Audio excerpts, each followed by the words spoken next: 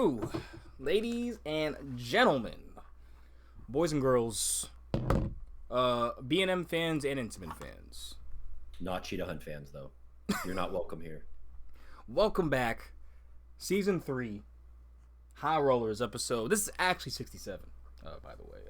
The last 2 episodes were supposed to be 67, but they ended up being split up within the Stonies recap. But we're here with West. We're here with Tyler. What up, what up? But we also have a special guest today. Probably, there's a homie I was like, for a while I've been wanting him on, but I just didn't know when the right time was. But personally, he's a coaster idiot. He's a bluesiest. And a hell of a homie. Literally, like, you could have a good time with anyone in the park. Shout outs to Airtime Myke for coming onto the cast today. Hey, how you doing? What's up? What's up, Tyler, West? Listen, I'm a little disappointed that I didn't get episode 69. I'm just I was okay. Listen, if we have 2 episodes, 69, I don't understand what's happening right now, man. Like, this is unofficially 69, right? If we didn't count the 2, so Mike, you're on episode unofficial 69. Okay. Honestly, right, the second he said that, I was like, yeah, the timing. Time is right. Scratch it. Now 69. Redo this intro. You know now I feel good about it. Now I feel real good that I'm on episode 69 because it wouldn't have felt right if it was 67 or 68. No. It's only about 69. Absolutely. No, but you got to bring it back for 420 now. Right, I'm there for that too, man. He's saying, like, for those who have, if you've ever seen the movie Dumb and Dumber, man, he said, "Wine 'em, dine 'em, 69 'em." Dinner for 2. Dinner for 2. Especially coming off Valentine's Day. Yo. Yeah, happy Valentine's. I'm not saying there's a. Yeah. Which is why episode 69 is very important. Very. Yeah. Boy. Show your love to Valentine's, man. I mean, Zerman's trying to 69 us with these everything that's happening. Trying to make us feel good about stuff being taken up. Yeah. More like 86. More like 86. I'm about to say, like, literally 86. Yeah. Take it off the menu. What you smoking there, West? I'm actually have some 29% RS11. So some RS. rainbow. Yeah, so rainbow sherbet. Sativa hybrid? I think it's a hybrid dominant. Sativa dominant hybrid. But they actually had a 29%er, so I was like, well, let's freaking go. Y'all have been skimping me. So yeah, I thought for the cast, might as well pull up some of the higher percentage here. What are you drinking, Tyler? Because I was gonna say I'll transition into mine. I'm probably gonna be having some type of a hiatus, potentially quitting. So while job shopping, probably need to not smoke, and helping with the brain.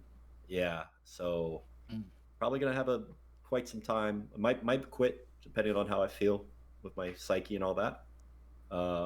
So I'm drinking, in Kalen's honor, Godfather Gwazi, a Yingling, and Black and Tan, one of the best Yinglings. Let's go.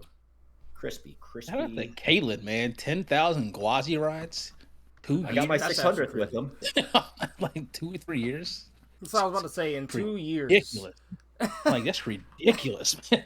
Okay, what's the math? Ridiculous. What's the math on 10,000 Gwazi rides in 2 years? How many times a day? That 5? That's 5,000. That's 5,000 a year. Yeah. 720 a month. I mean, like that's. I mean, like, what are we doing? Like, some people don't even get 720 until like 3 years of riding a coaster. So here we are. We're hanging out. He knows all the workers, all the employees and stuff. So I'm asking him, like, oh, what about this? Or, like, have you seen any part of, like, the new pass holder preview or the pass holder lounge, blah, blah, blah. And he's like, Tyler, I'm going to be real honest with you, man. I kind of just do this. What this being Iron Gwazi, of course. So, since I've kind of been losing my job, that's where I've been at. I've been living at Busch Gardens essentially with him, having a grand old time. I got to 600. Hey, I'm talking about. You almost got there this month. You can't. Yeah, right. Keep pushing. My hips, the side of my ass cheeks, man. That is an intense ride. I don't know how he does I'm gonna bring up. I feel like every time I truly ride, like I lap an RMC, my hips are always fucked. Especially like Wildcat.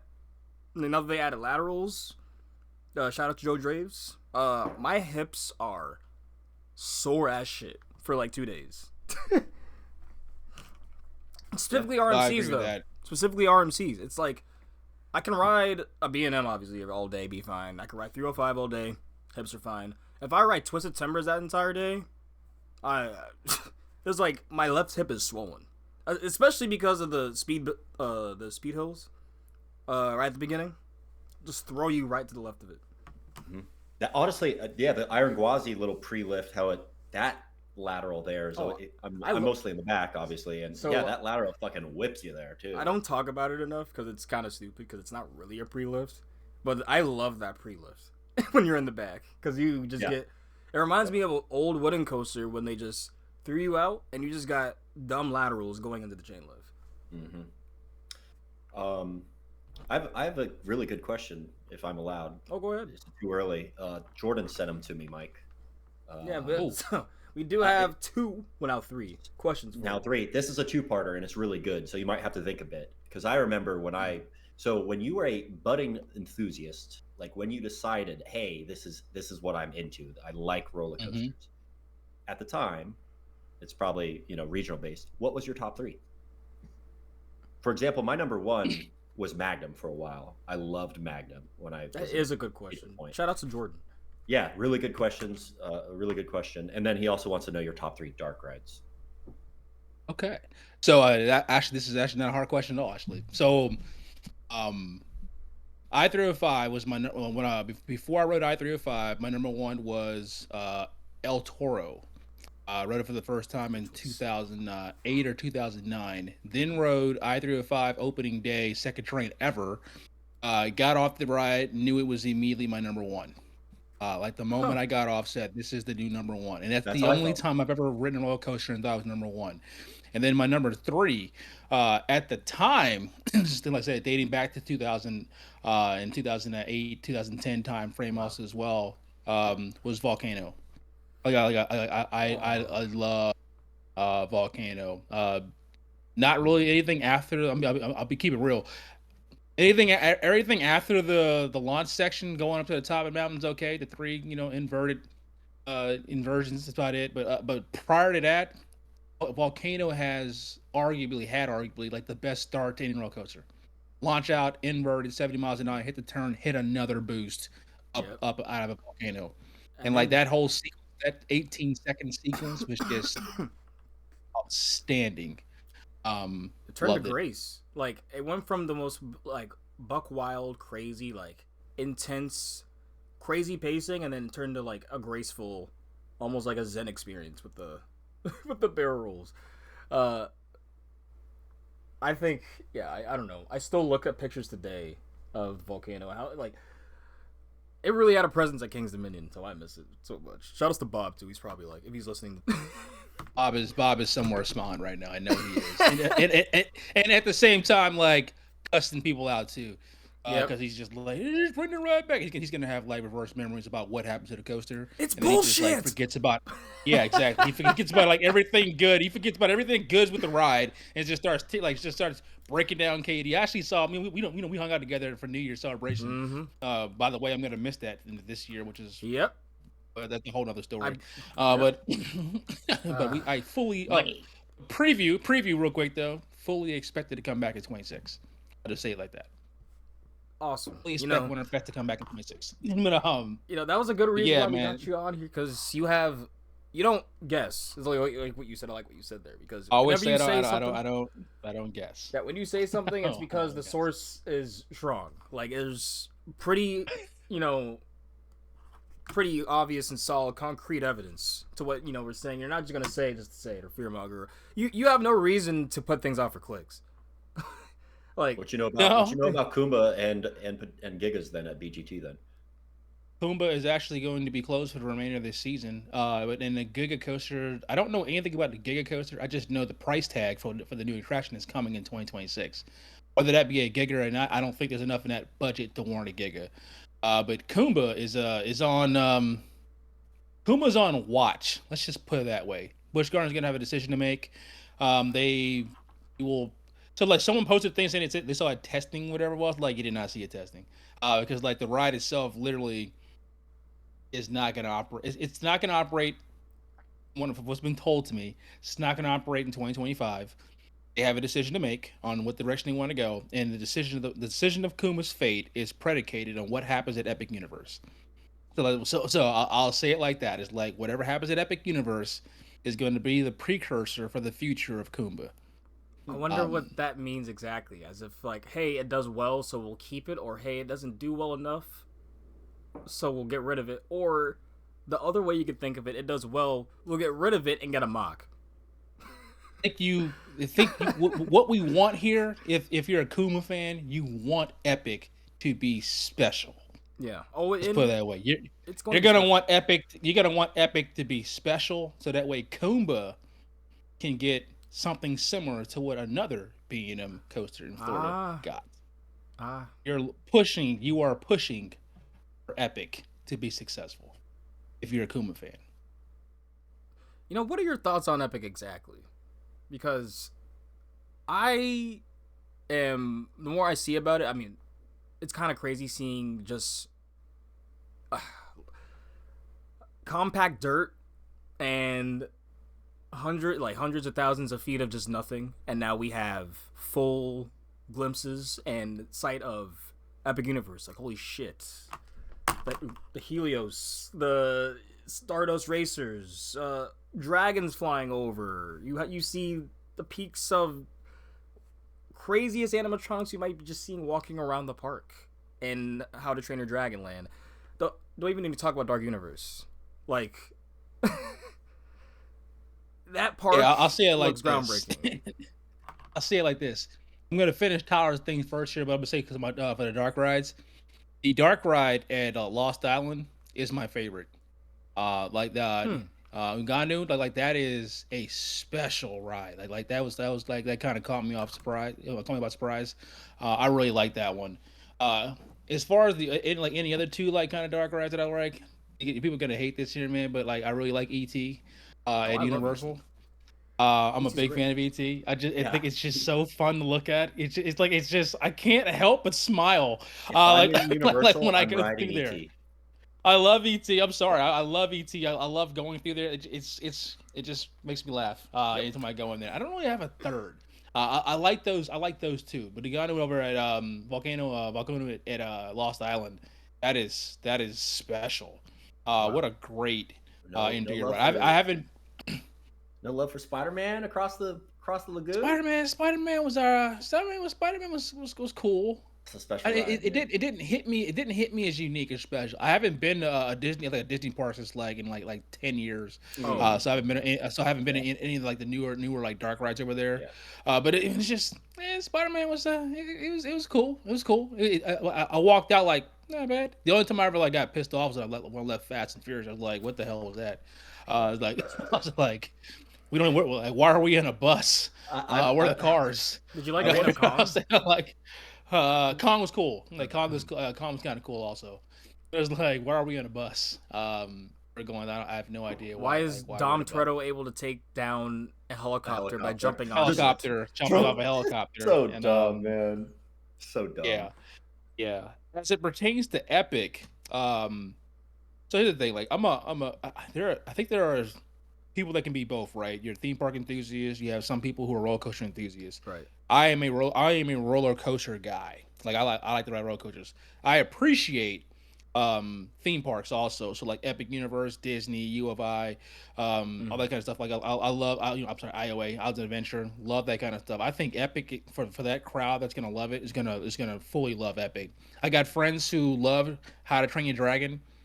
She's gonna love that tremendously. I think that'll probably be one of my favorite areas, along with Dark Universe, just because it's different. Haven't seen it before. Kind of know I'm gonna get a Super Nintendo Land. Like kind of understand what I'm gonna get out of that. Right. But Stardust, I'll tell you this.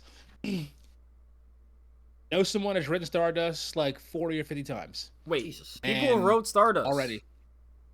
I know someone that's written Stardust like 40 or 50 times already.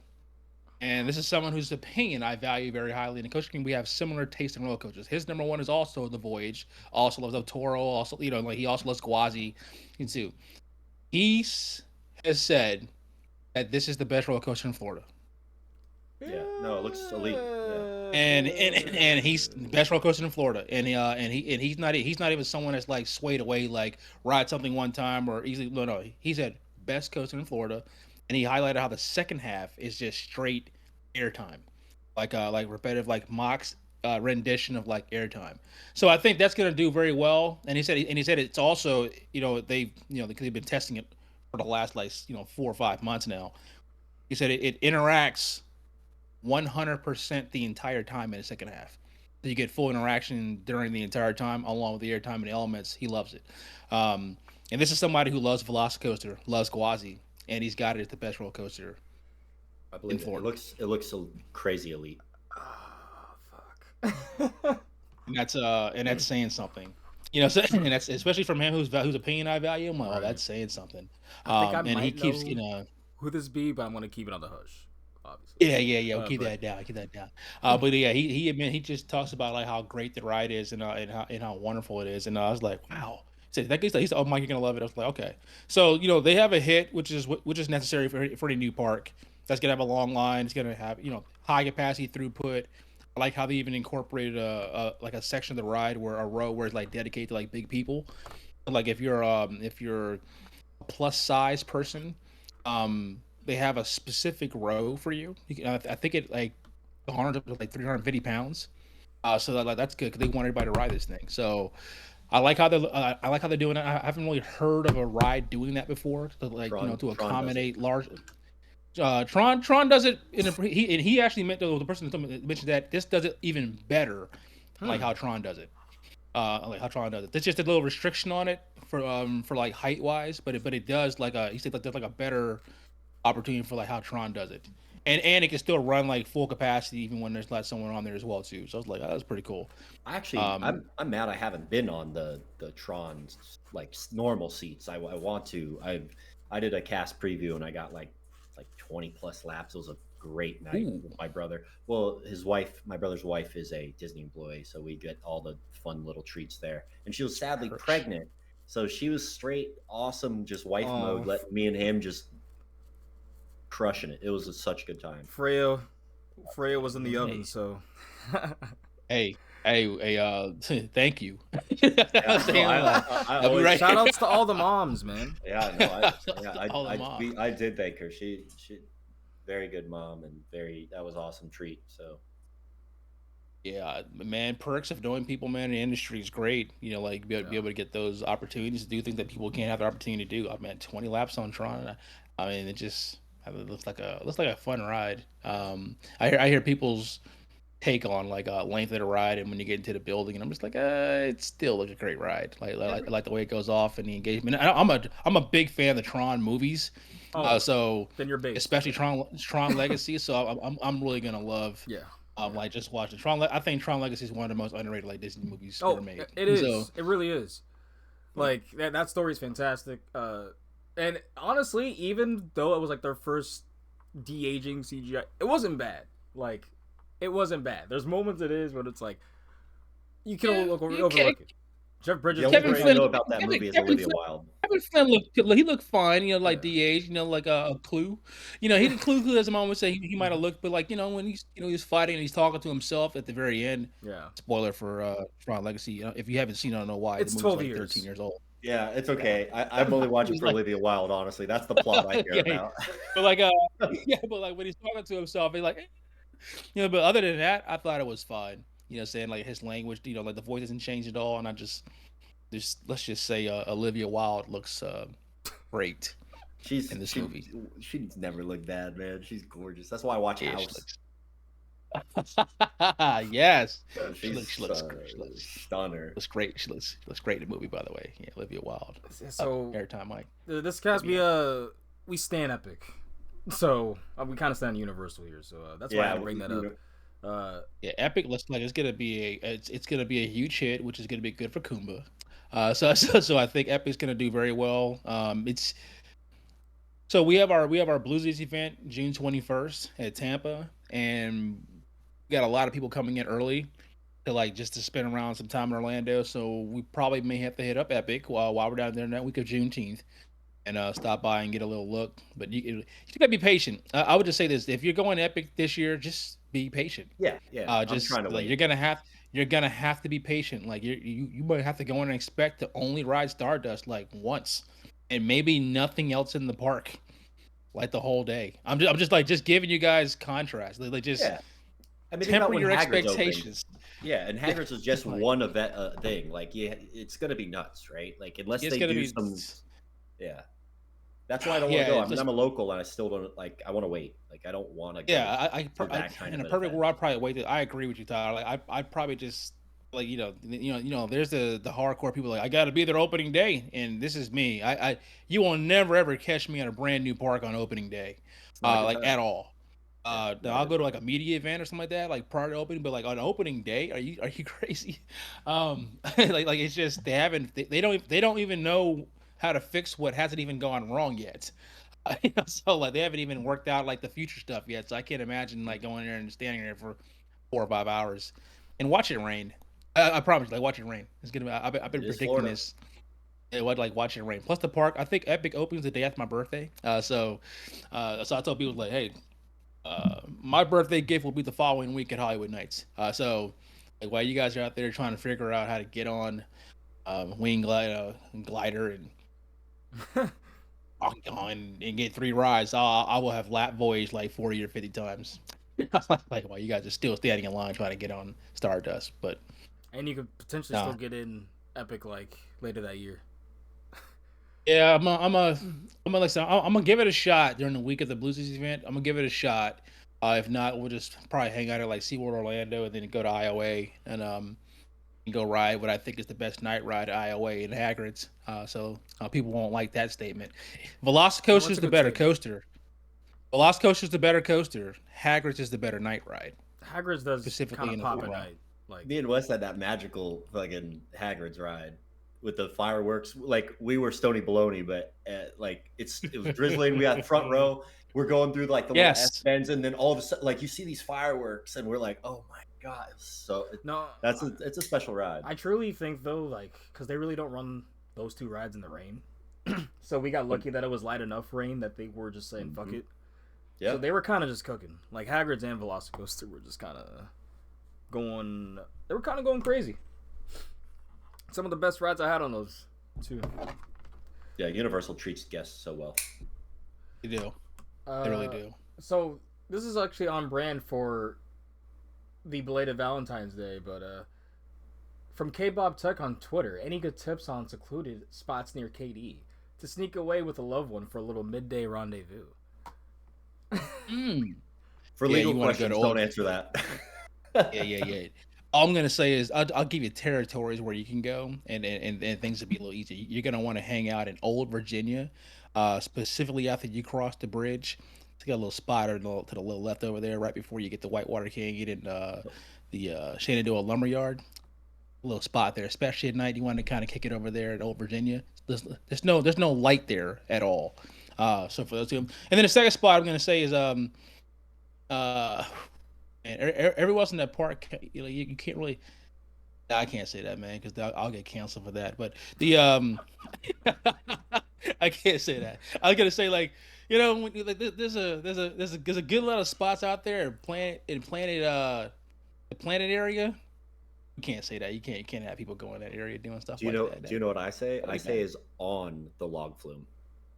On log flume's good too. Literally On a on log that flume's good fucking log flume, just straight on it. on a log flume. But yeah, that's also located in Old Virginia. But yeah, I Yeah. say Well, like in yeah. Old When you were Virginia mentioning that, I area, was like, yep. or when you like look like walking on Grizzly, you don't have to go in the store. You can like make that right where the gate is and just kind of pop off to that little right there where it's dark before the gate comes out as well. It's dark over there. What kind of Yeah. question is that, K I Bob? don't, I Like, don't, I what is don't, I what don't the know fuck? this. So I don't know so this from experience, yeah, maybe. exactly. But I'm just saying. I think the question was Like there's near locations. KD though. Oh, Oh, I was gonna okay. say, I was Oh. just Hey, saying, you Bush know what? Gardens. That's why I was like, It's damn, okay. he's going inside. Hey, All right, listen. let's. Hey, listen. We can do both. We can do both. It's okay. We can still fix that. Exactly. Yeah, we can do both. Yeah. Near Katy. Oh, you want to go to Richmond, man? Like I said, I spent 8 years living in Richmond, and so I'm a proud graduate of VCU. Go Rams. So like Richmond is a good there's place some to do this. good little 20 spots out minutes there in away. Richmond area. Yeah, right down the street, 20 minutes away, going to Short Pump area. You want to go out there and have a nice little dinner stop there. They got a whole bunch of nice restaurants there. Comedy Club. They got the Brazilian steakhouse down there in Texas State, Brazil. Wine and Dine spot. They also got the Funny Bone, like hanging out as well too. Oh yeah, you could do some things in Richmond. You go downtown, or you could also go downtown, which is known as the Fan area, and that area could be nice and popping also as well. And in Carytown, when they got like crafts locations walking down, there's so much to do in the Richmond area. There's nothing on the north side of Kings Dominion coming down until you get to where I live, which is Fredericksburg. But that's 20 miles. That's like 20 miles away. But like going south, oh yeah, Richmond. Yeah, you might want to stop by Richmond. Whoever question that is, you got two answers now. So you got inside the park, and now you have inside the park, and you got outside the park, Right. where you want to go. So West if you want is to mix it in one day, he might be okay. I had a friend that lived in Short Pump. That's awesome. Is that Tyler too? Yeah, Tyler too. He used to live there, and now he's more like Yeah. Richmond proper. But yeah, when you Short mentioned Pump the is comedy pretty club and awesome. Short Pump, yeah, it's a little like super like over. It kind of reminds me of like out here like Wesley Chapel. Oh, kinda so I haven't been in a overdeveloped, bit. So if it is but kind of yeah, it's just kind of like kind of commercialized to me. But it does have nice stuff, and Oh, it's access really to the pretty out there. access to the Outdoor fan. mall, Yep, that access to the mall. fitness as well. It's awesome. That mall though's Um, got They have a some good Regal, shitty too. food though. It's expensive to be in that to go to that mall though. I've never bought a single thing in that mall. And it's crazy. They actually built that mall while I was a student at VCU. So like that it's kind of crazy to go back to the Richmond area. And those who don't know, if you know the Short Pump area, Richmond area, Short Pump area across from the mall is built all the way up now, and that area didn't exist. It was all trees and nothing. And like after like 2006 or 7, but now it's like all built all the way up, and it looks incredible. Anyway, we took my girl down there to Texas State, Brazil. We had a good dinner New Year's Day down there and had a good time. Can't recommend Yen Chen Chinese restaurant. Wonderful. Broad Street. Yeah. It's good.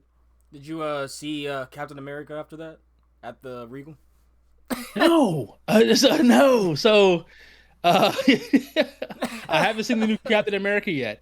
Everybody's seen it. Yeah. See my lady. She's not really into movies like that when it kind of comes to Marvel. So I gotta take her to see. I gotta take her to see other things. She likes crime dramas, stuff like that. Not even like sometimes some sappy type of like rom com or real okay, but like she likes stuff that's like fucked up stuff.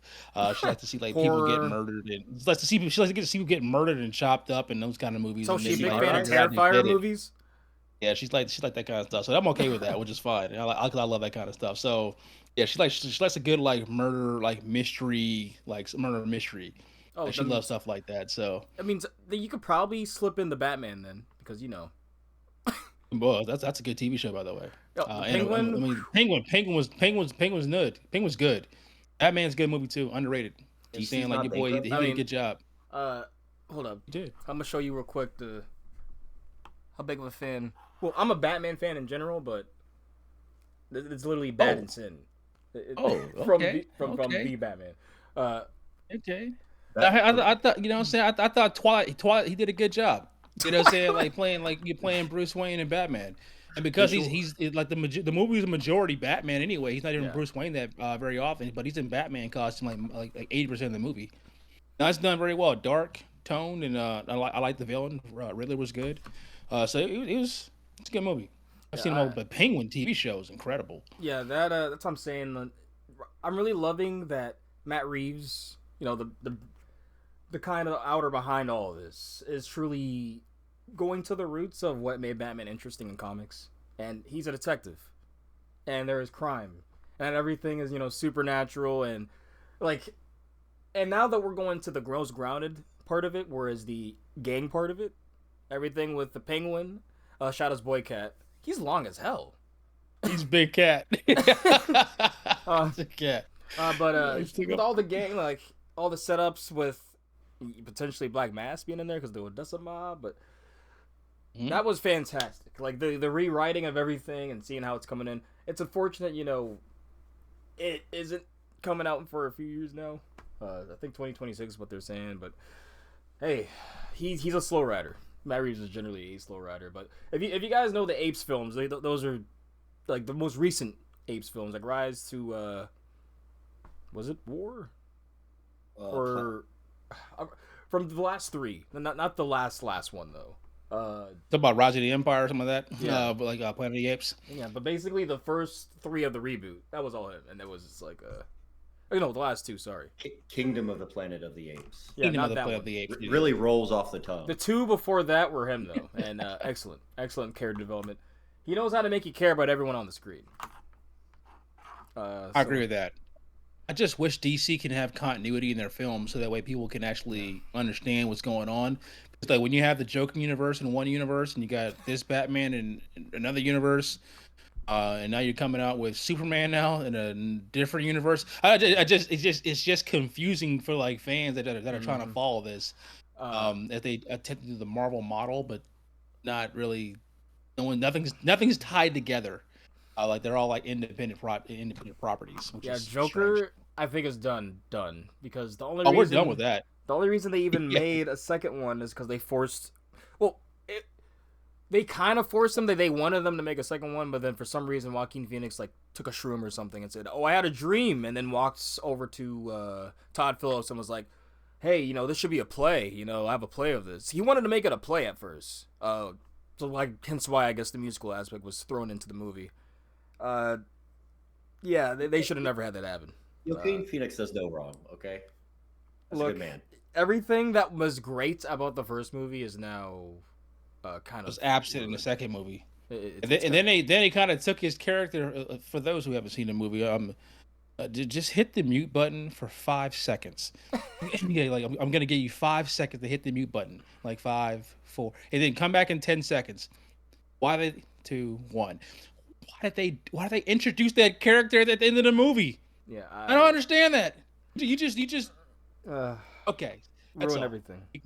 Welcome back, audience. I had to get that out. Honestly, even if you did listen to it, just basically just don't watch it. Yeah, like, I haven't seen this movie, but I have no. I'm not a DC guy. So. Like, okay, what I will say is, if you haven't seen the first one, watch that, and then just don't watch the second one because it'll actually. Yeah, don't worry about the second one. I don't think there is no reason to watch the secking movie. Like, it actually ruins the first movie if you go back. Yeah, it completely undoes everything that happened in the first movie. He's there for a check. Won the Academy Award. I guess he didn't want to make a sequel. He kind of melded it in, and then he had this is when he got too many cooks in the kitchen, trying to put something together and it didn't work. And then especially that ending, I'm just like, hold on, like wait what? The ending is egregious. Oh man, I was like, what was the whole fucking point of the movies? I'm like, never mind. It's just. But so back to what that's done. DCEU is done, obviously, and that Batman universe I think is going to be its own thing. So I think getting people to realize yes, Superman is the beginning, and that's where they also messed up. Superman technically isn't the beginning. Whatever Creature Commandos. So I heard it actually was pretty good, but it's the animated following. I forgot what group of people it is, to be honest. They're not really as known of characters in modern comic book reading, but in general, yeah, apparently did well, but that's basically the start in the beginning, and we're seeing a second pour of a Yingling. Yes. Have you watching Creature Commandos? I've been watching. I'm on right now. I'm on Invincible. Currently, it's on season. Right now, it's on season 3, and it's going very well. I'm also waiting for Squid Game. I'm gonna invent a question here, like stuff that I watch, stuff that I watch outside the coaching community. I like Squid Game's season, the second half, I guess, of the season 3, whatever you want to call it. Second half comes out in June. And while that's going on, I'm watching. I'm watching Invincible, and then I'm waiting on Game of Thrones eventually, and then also I'm gonna be paying attention to The Boys for this final season. Yep. Have you seen X-Men 97 on Disney Plus? Oh, I love X-Men 97. It was done very well. X-Men 97, dude. It was very well done. Magneto on Tolerance Extinction, the 3-part episode. Holy fuck! It's pretty fitting to our current timeline as well. Yeah, that was X-Men 97 was done extreme. The animation that they're doing over at the Marvel side is done well, even including the What If series, which is I think it's gonna take like a 2-year break now. But even the What If series is done very well. But like the animation side has been going good. Same thing with Sony too, with the Spider-Man and Spider-Verse movies. Except I'm pissed off because now we got to wait like 4 more years to finish this series. Yeah. This movie came out in 2022, man. I'm like, why are we getting 2020? We got a 6-year gap in this movie, and you left it with a cliffhanger. 6-year cliffhanger? What are we doing? Kids that went and saw Spider-Man in 6th grade aren't going to watch the second part of it until they're in college. Like somebody make that make sense. Yeah, somebody make that make sense. That doesn't make any sense. Like it make any sense. Not capitalizing, but like Sony get together. But good movies though. They're great movies. I love those Spider-Man, the Miles Morales series. They're great movies. But why we got a 6-year gap? Yeah, y'all got to do something about that. They got to do better planning with these animators, because I know that. And the thing is, the animation in those movies are literally some of the best to ever have grace a screen. So I get it. But you also wanted to make sure that they can see their families. I have a Talon themed mic, by the way, or mouse. Oh, sweet. Is it Talon? Okay. I made a Talon. It's got the blue, the light blue, and the orange LED. Yeah. Well, the big. It's got sky blue. Yeah, it's Talon. It's Talon enough, bro. Come on. I'm trying to think if there's another coaster that has a better ski. But is it the grip of fear or the grip of mice? Like how's that work? It's gripping. It's gripping. Actually, the first one broke, and I had to replace it. And now that I got the new box, I'm sending the old one out. I like this. Should I do a Marcus TDR moving on and go to the news? We have one more question from Coaster. We have another question. Yeah, we got another question. Yeah. Oh no! Oh no! What is? Oh god! But shout outs to Coaster Cuzzies, the original cast that you come from, that we're stealing you from right now. Oh god, I'm worried now. If you haven't, go ahead and give Coaster Cuzzies a listen. They have like 3 or 4 different segments y'all do. But you are on Coffee with Coaster Bro. I'm the co-host of Coffee with Co Bros. We do like 3 shows a month. And now I'm kind of terrified about like what he's gonna actually question, because he's. I don't think it was that bad, to be honest. We'll see. Drop a fact about ancient Egypt people should know.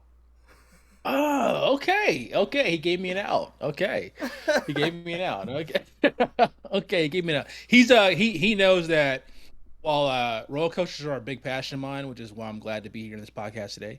My number one love and passion is actually ancient Egypt and megalithic structures. I'm obsessed with it. Like going to the pyramids, the Giza Plateau, all the way out there, the Cairo. That's number one on my bucket list of anything in this world. I'm probably gonna cry the moment I actually touch the actual like Great Pyramid of Giza, going in there.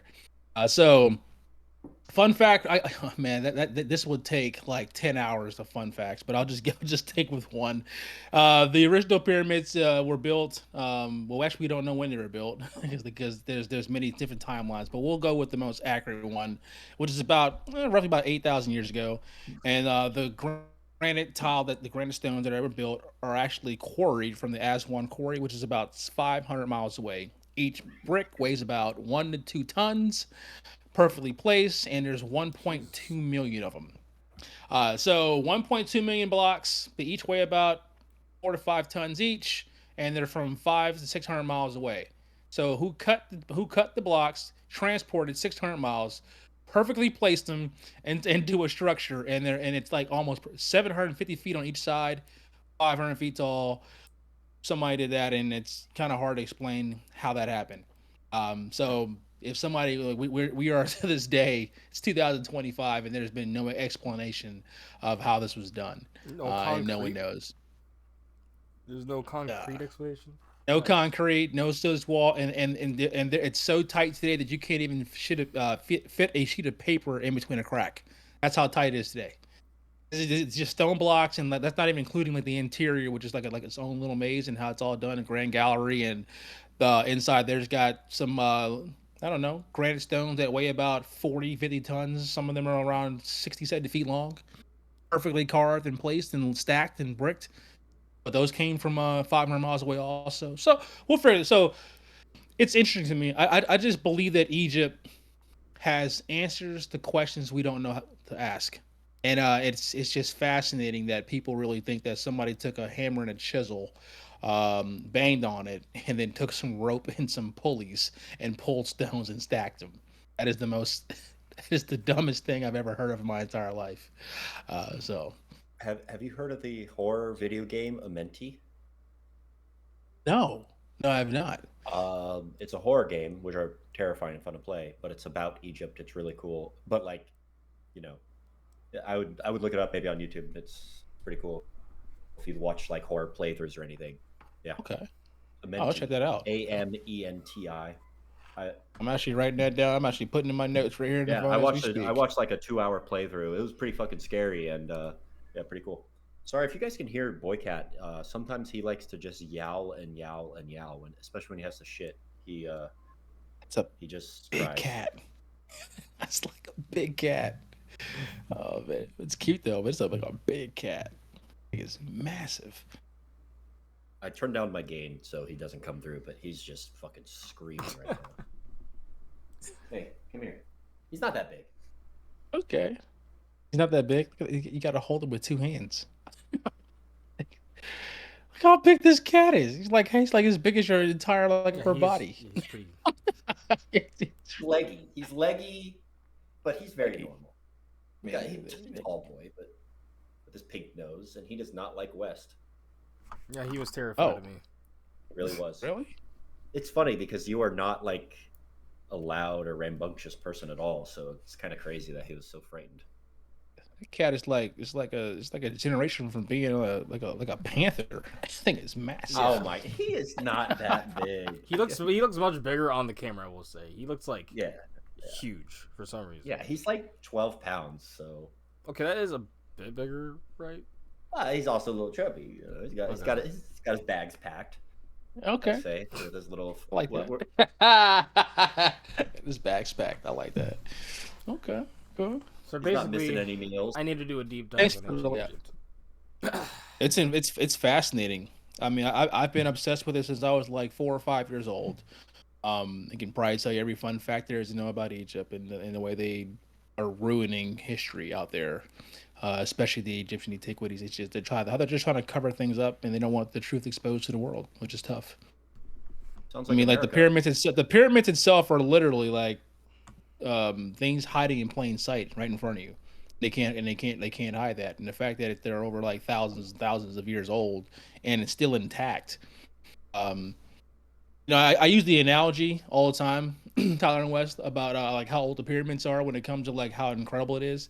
United States, this country, whatever your well, just real quickly here, whatever your political views are right now, we're in a terrible place right now in leadership. But we're gonna slide that to the side. But we've been here since what? Columbus, whatever, 1492, the whole thing discovered America. So let's just round up to 1500. So 1500 is when he first found this place here outside the Native Americans. It's 2025. It's 520 years ago. So look how much technology has advanced in 500 years. And then think about the pyramids being 5,000 years old. And seeing something exist in something in time where we haven't even been here for 500 years. We went from horse and carriage and a barrel to internet and Discord, and camera phones and cars and and going into space and these type of things. So think about the technology that might have existed like thousands and thousands of years ago, and then it could have been something cataclysmic that happened and we kind of like set it back. But Egypt wasn't always in the sand, the dirt. That's just what it is now. But it used to be a glowing, thorough like river. The Nile River's coming through, and he had technology that. And there's evidence of like ancient technology that shows that we as humans we were way more advanced back then, and here we are now, like kind of like like kind of repeating process. But Almost regressed. you can't explain to So me. you're saying You 5,000 can't years explain to ago me. was more up to date than 5,000 500 years ago. Yeah, 500. So think about it. If we can do this in 500 years, go from nothing, like no light poles, no streets, nothing. Where you currently live right now, everybody listen to this podcast. If you're in the USA, 500 years ago, that there was nothing but a tree, grass, dirt, forest, and now you got whatever you got. So look outside your window and let's say, okay, 500 years ago, nothing existed. 200 years ago than it existed. 100 years ago, they didn't have Teslas or electric cars or barely even like electricity. So it's just little stuff like that. There was no internet. There was no Wi-Fi 20 years ago. Like 20 years ago, there's no Wi-Fi. There's no Wi-Fi 20 years ago. So like just little stuff like that. Flat screens came out in 2004. Like the things we had box TVs 19 years ago.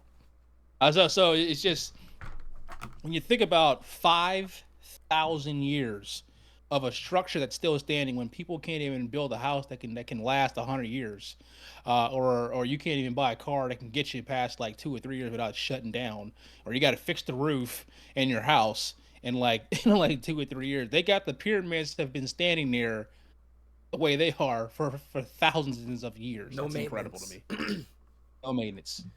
See, we need coaster manufacturers to get that level of reliability. I got King Ka got built, came down in 20 years. The pyramids are still there. Pyramids outlasted King Ka by 4,990 years. Classic Ka, and they were both about the same height. And I'm sorry, the pyramids are taller than Ka. Yeah, so the pyramids are taller than Ka. And Ka's gone. Yeah, the fun facts about this cast. Did you know Tyler has a tattoo of Ka on his butt cheek? Oh. On my left cheek or the right cheek? Left cheek. What I'm talking about. No, it's left cheek. Yep. I would say like it's like half the cheek.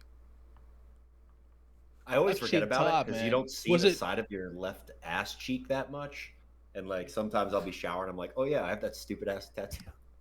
But is it like a big tattoo of the structure, or is it like a little bitty thing over there? All right, so Kaz, we're getting cheek's coming out, bud. It just says Cause King. Look at that thing, man. In the King to Ka font. In the King to Ka. That's great. Font. Yeah. That is great. It's just the font. Yeah. Was that your number one? No. It's just a stupid thing, and I when they announced that it was closing, like I was like, all right, fuck it, let's do it. So. Oh, I did not know this story. I love that. That is great. Yeah, that's great.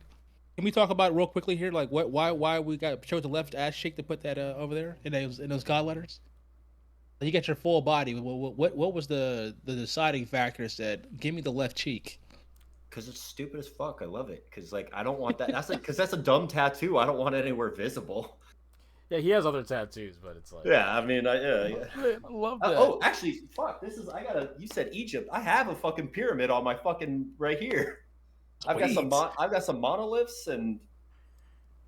Yeah, boy, it's got the little Chile, man. It's probably got the pyramid there and the obelisk and all that stuff. Oh, yeah. Yeah. Yeah, Tyler's my new best friend, man. Got King to Ka on his ass. This is beautiful. I got...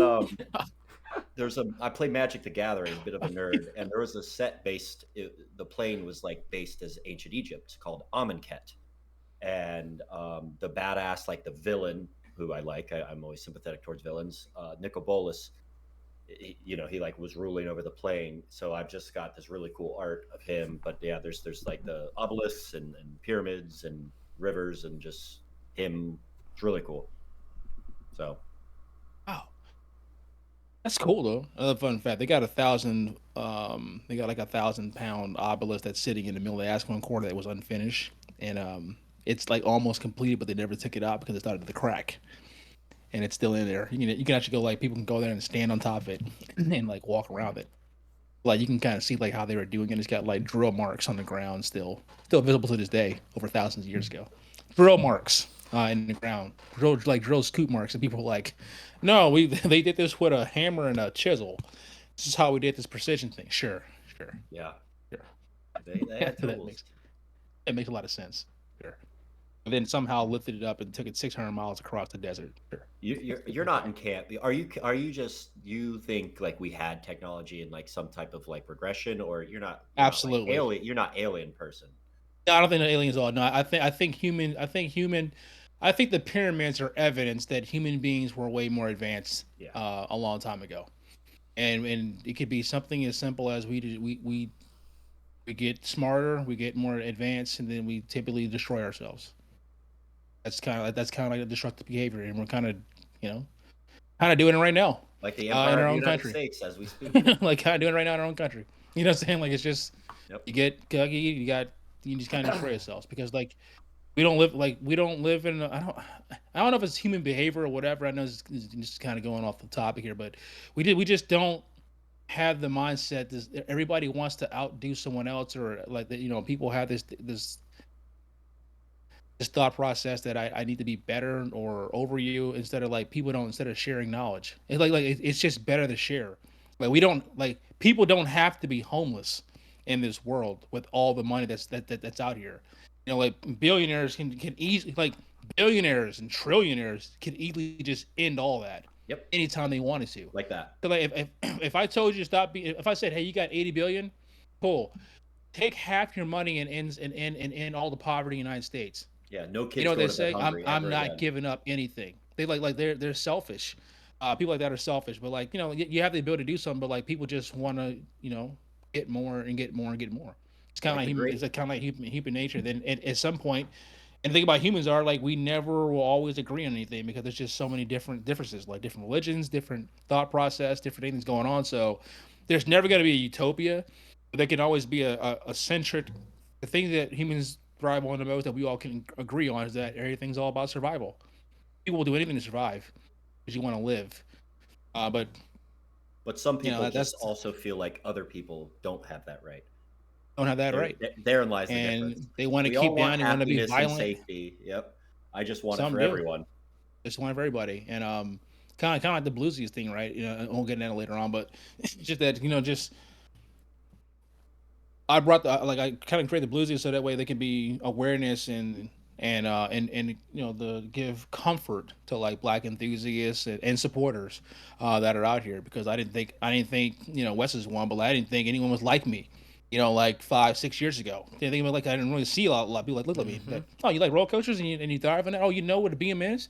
It's a B&M, Bollinger Mapillard. Like, you're not, it's like your coaster knowledge and you can name hypers and you know what a giga is and the terminology for, it's just that I thought I was like one of the very few, and I'm thankful that I'm not, so that I can share this passion. And now that I've had the opportunity to do so, it's like, God, how many more are out here? But then you have others, and like in our own community, that just don't want you to see you thrive. And it's like, what's wrong with that? Oh, no. They can only be, they don't want to see you work. And I'm like, why not? Let's be working together. Build the culture, not tear it down. That's just kind of how the world works too. It's just like everybody, I don't know. Until we get rid of currency, the world will always be like this. That's a really good. Like, yeah, money. Sorry, y'all, that was money, too money, deep. money. Okay, yeah, everything's about money. Sorry, that was too deep. No, we sometimes sway. Look, as soon as it gets to wages with these parks, and I go that way too. As I'm like, bro. People, all because you think it's a teen job, which I don't know why things are quoted as a teen job. They're sitting here, breading in the sun. They're dealing with all the Karens and all the people getting all the questions, not understanding how things are happening, all the policies. They're checking and making sure your safety, you're safe first and foremost. And they're the first people that when a memory is made, the first person you see coming into the station. And how was your ride? Maybe even make a joke about it. Maybe even, and tell you something that you'll remember for years, maybe forever. So it's simple work, but honest work. But everyone deserves to live. Doesn't matter what kind of work you do. These people have a really hard job, and they don't get the compensation they deserve, in my opinion. At least in some places, especially dealing with like rude guests. Dealing like safety. Being a priority as well too. Trying to build a fun experience for like a comic book. We all go to parks to have fun. And I'll give you like a quick little story here about something I saw at Cedar Point during our Bluesiest meetup, our Bluesies event we had over the summer. This lady was in we're in a regular line. This lady's in the fast lane line with her her 3 kids. The lady 3 kids want to go to the bathroom, and they talk to the girl who's at the divider point for when you let in the fast lane and the regular line before you go to your lockers. And this is at Still Vengeance. And the ride op says to her, and the line op I should say, says to her, if they get out of line, I can't let them back in. Like, so like we're watching this happen. Like she's like, if she said, well, they got to go to the bathroom. Can it just come back and meet us here? She's like, no. If they get, she said, if they get out of line, they have to start. They have to go back through, like the whole thing. And then another write up came back later on, and then the lady asked her again, a different person, like, "Hey, my daughter's going to the bathroom. Can they come back?" She's like, no, that's not our policy. Sorry, we can't do that." Well, the daughters are about to pee in themselves, so they leave anyway. So like, keep in mind, like we're about 100 feet from the little merge point, but like because there's so many fast lane people, the regular line's not moving. Yeah. And so like we were there long enough when the girls came back, and the mom was already like moving up, and the mom came back, and she's like, and the girls were trying to sneak through the line get back to the mom and the ride. I was like, no, you can't do that. Like I already told you that. And the mom's pissed off at the girl for doing her job. She's like yelling at her. She's like, you told me my daughter can come back through. And I'm like, that is not what she said. So I'm watching. I got the girl's back. I haven't said anything yet, but the mom was like, and she starts, and the girl's probably like 17, 18 years old. Summer job, probably still in high school.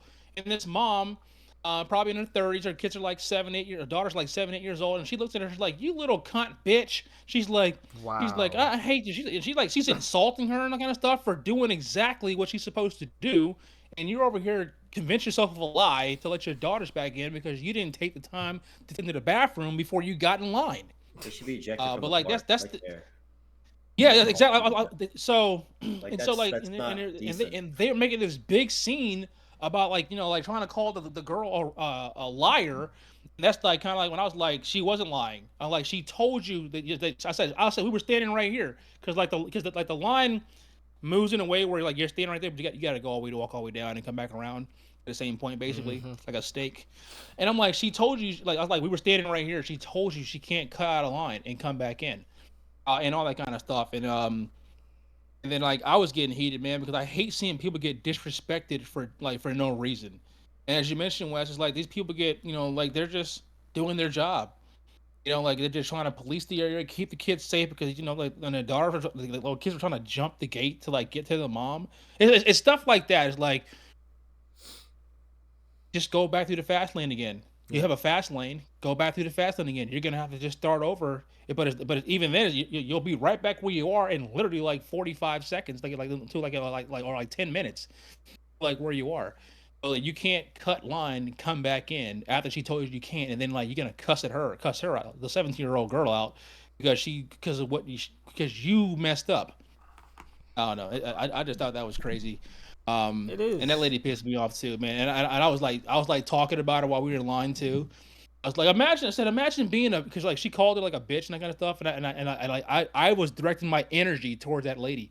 I was like, imagine being a bitch who wants to like have their kids skip line because they didn't want to come in here. I was like, imagine that. And then like her husband kind of thing. I was like, I wish your husband would get in his face and bring that energy. I was like, yeah, I've got like 15 bluesies like right behind me. I'm like, I wish he would. I wish he would come over here. And like they didn't want none of that smoke at all. But it was just like crazy thinking like how disrespectful she was to that young girl just doing her job. And I hate stuff like that. It's like you're here for a park experience. We're here to have a good time. All the rules. If the rules say this, you can't do this. You can't do that. It's just that simple. Just follow the rules. Can't cut line. Follow the rules until I break them, and then you yell at me. That's when I break them. You yell at me. Your kids are over here trying to jump the fence. That's what happens when the train comes by and the kid jumps over the fence and gets hit by the train. That's what everybody's days ruined. Everybody's days ruined. Your life is ruined because your kid's gonna probably be injured or dead, and now the park's reputation is ruined and rides ruined. Everybody's days ruined. Just follow the rules. Yeah. Follow the rules. I made the funniest meme while you were doing this. Oh wow, you're pulling a mic now, making memes in the middle of the cast. Oh shit, that's actually hilarious. It's fucking good though. Hold on. No, like what was I even gonna say? Yeah. Bottom line, we need to pay these. We need to give respect. That's why I always treat every operator I run into with respect. Doesn't matter where I'm at. Respect. It's like they have they're doing their job, keeping you safe. And they already are doing it in like minimum wage, sometimes less if you're SeaWorld situation. So, but guys, remember, do not tip because in the cast they are getting Oh my god, Orlando! I'm going to like Scott Ross. I'm about to get to the point where I need to hit up Scott Ross. And be like, I need you to explain your actions on the cast. Like, just explain your actions so you can like somewhat. Greed. It's greed because we still have currency, like Mike said. No, we don't have currency. I need to see the fluff he goes around before he says greed, okay? Because I can't. Scott Ross, explain your actions. I'm gonna be Judge Judy. I'm gonna be like, explain yourself, please. Oh man. But no. What news? There is a lot of, honestly. I feel like I'm gonna be like that with this news this week because Airtime Myke episode. Time's been talking about coasters. Time's been talking about ancient Egypt. That is a really good meme. It's the pie chart meme, and it's like the tiniest sliver. Time spent talking about coasters, which I love, by the way. Like I always joke that we as enthusiasts need other hobbies, but you know, so no, and also we kind of this is tangent, the podcast, so. Like, we are obviously coasters. That's real though. That's real though, man. Like there are people in this community, man, and like I'm not calling y'all weird because I'm a weird person too. But like they're literally like, this is all you do. It's like man, it's coasters 24/7, and you're like, I can't. How a fine girl or a fine guy, whatever your preference can be like in your vicinity, and like you will not see the signs because you're sitting here trying to talk about the engineering mechanisms of a block zone. You know, it's like you're cute and you're attractive. Do you know what a block zone is? It's a method. No, honestly, it's crazy how often I see it, and I hate it because sometimes I will actually see like they're trying to like mog up a ride op or something like at the front of the line, or I'm like, bro, just get on the ride. Like, just like like you're really trying to rizz up with your. Oh, you know what? You know a block break actually is the reason why she works the ride. She knows that. Like, they're giving facts about the. Did you know that actually, this restraint is a hydraulic and takes 1,200. Yes, actually, I do. Please, can you fasten your seatbelt? Can you get on? Yeah, he's getting on another way. Can you sit down and get on this ride so you get off it and never see me again? Oh my gosh, yes. No, I've seen it. It's like, because I'll be lapping a ride. I'm not gonna name where this is because Mike might actually know where this happened, but I'll be lapping a ride and I will see, and I'm like, it'll be 5 laps, and I'm like, he's still talking to this person, and it's so sad because it gets to the point where like I have to jump in and be like, hey, like I'll ask her a question, make it kind of long-winded, so she's doing her job, so it's like, okay, all right, talk to you another time, or he's finally got on the ride. It's like, yeah, oof. You know, there's a few times you have to save people. You know, like you can realize that like they're getting too deep. They're complaining about why the random bolt that changed on Thunderhawk completely ruined the ride, and how now they're gonna boycott the park. And you're like, how did I even get this deep? I was just talking about Fury 325, man. Sometimes I have to save handicapped children from my brother. Oh, okay. Yeah, because he hates handicapped children. That's right. Well, it's not that he hates handicapped children. It's just that if they, you know, again, us as enthusiasts need more hobbies. And if you delay his Velocicoaster ride, he's punching walls. He's fucking losing his mind. Ah!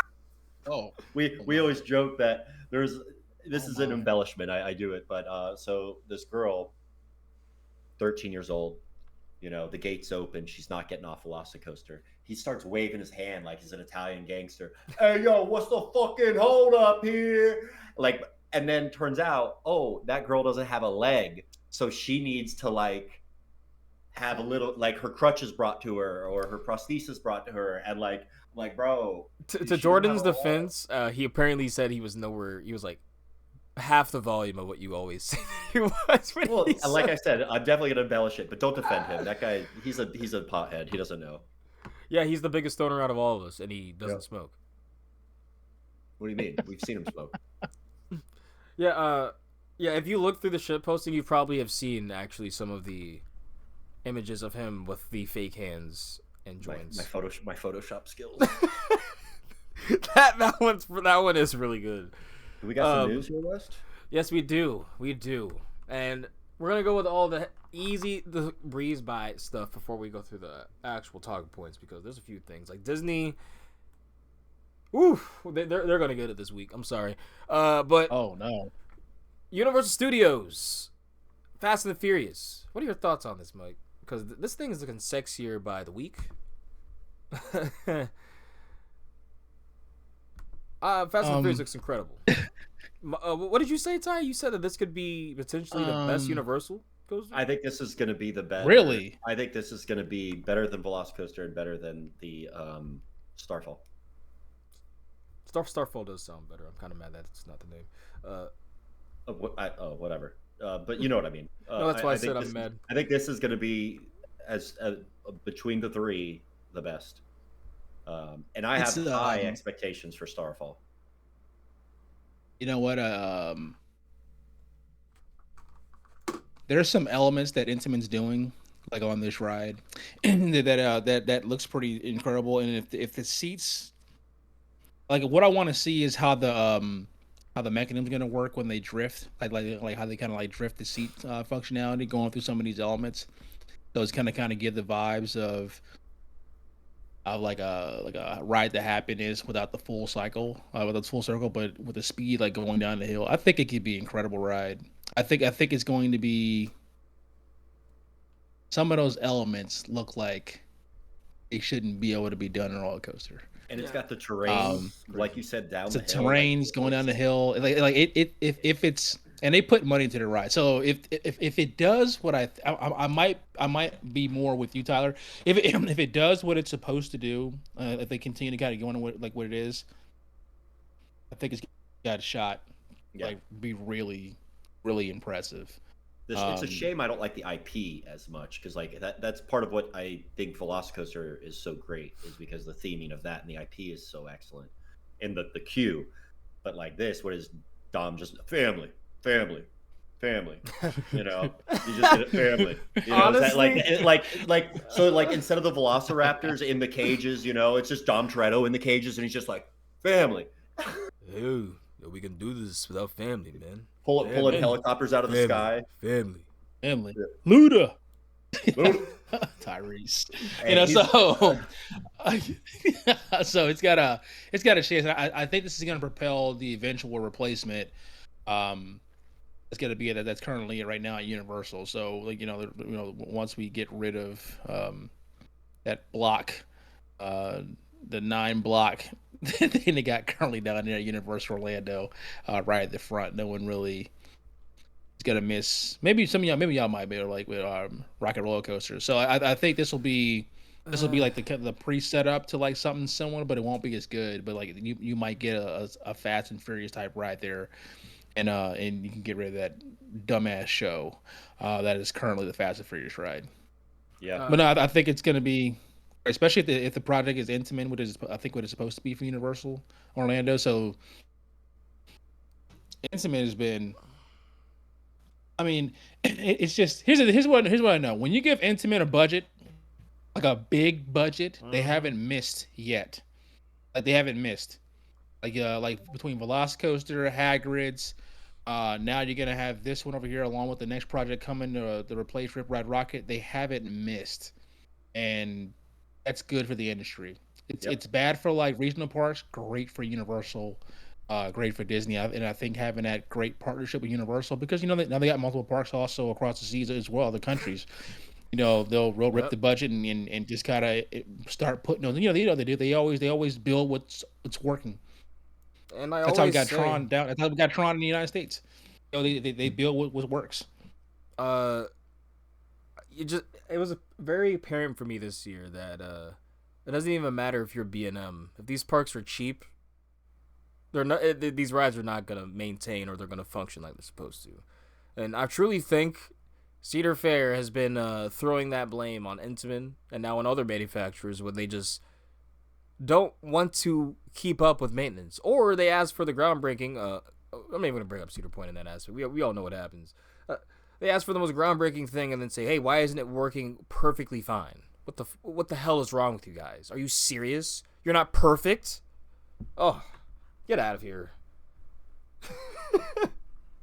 And Intamin also built these rides in parks that are open all day, every day. And that's exactly what I was saying. Like all day, every day. Like, and so that's why I said I can't really blame them because the Velocicoaster is open every day, all day, every day. Haggard is open all day, every day. You know what I'm saying? Like all day, every day. I think the only other park that's not Kumba was for 30 years. Yeah, but then Anheuser-Busch got rid of it, and that was the worst decision. And probably it has to be the worst decision in those parks' history at this point. That Anheuser-Busch trade. It has to be. Oh man, Busch Gardens, Williamsburg. You know, it's about an hour for me, like an hour, 15 minutes. I don't think I went last year. No, I don't think I went to. I don't think I went to Busch Gardens in 2024 in Williamsburg. Yeah, I did. I've been to Tampa. I've been to Busch Gardens, Tampa, like 9 times in the last 2 years. I think I've been to BGW like twice. Tampa's in Florida. I'm in Virginia. I've been to Tampa like 9 times. I've been to BGW twice. You're now legally required. And I didn't go last year. Tampa. No, what'd you say? I said you're now legally required to tell me when you visit Tampa. Oh yeah. Hey, we'll be there for sure. June 21st. I'll be there. I know. Yeah, that's probably a good time to talk about Universal before and all that. So that's actually a good time to talk about that before we really get into the news.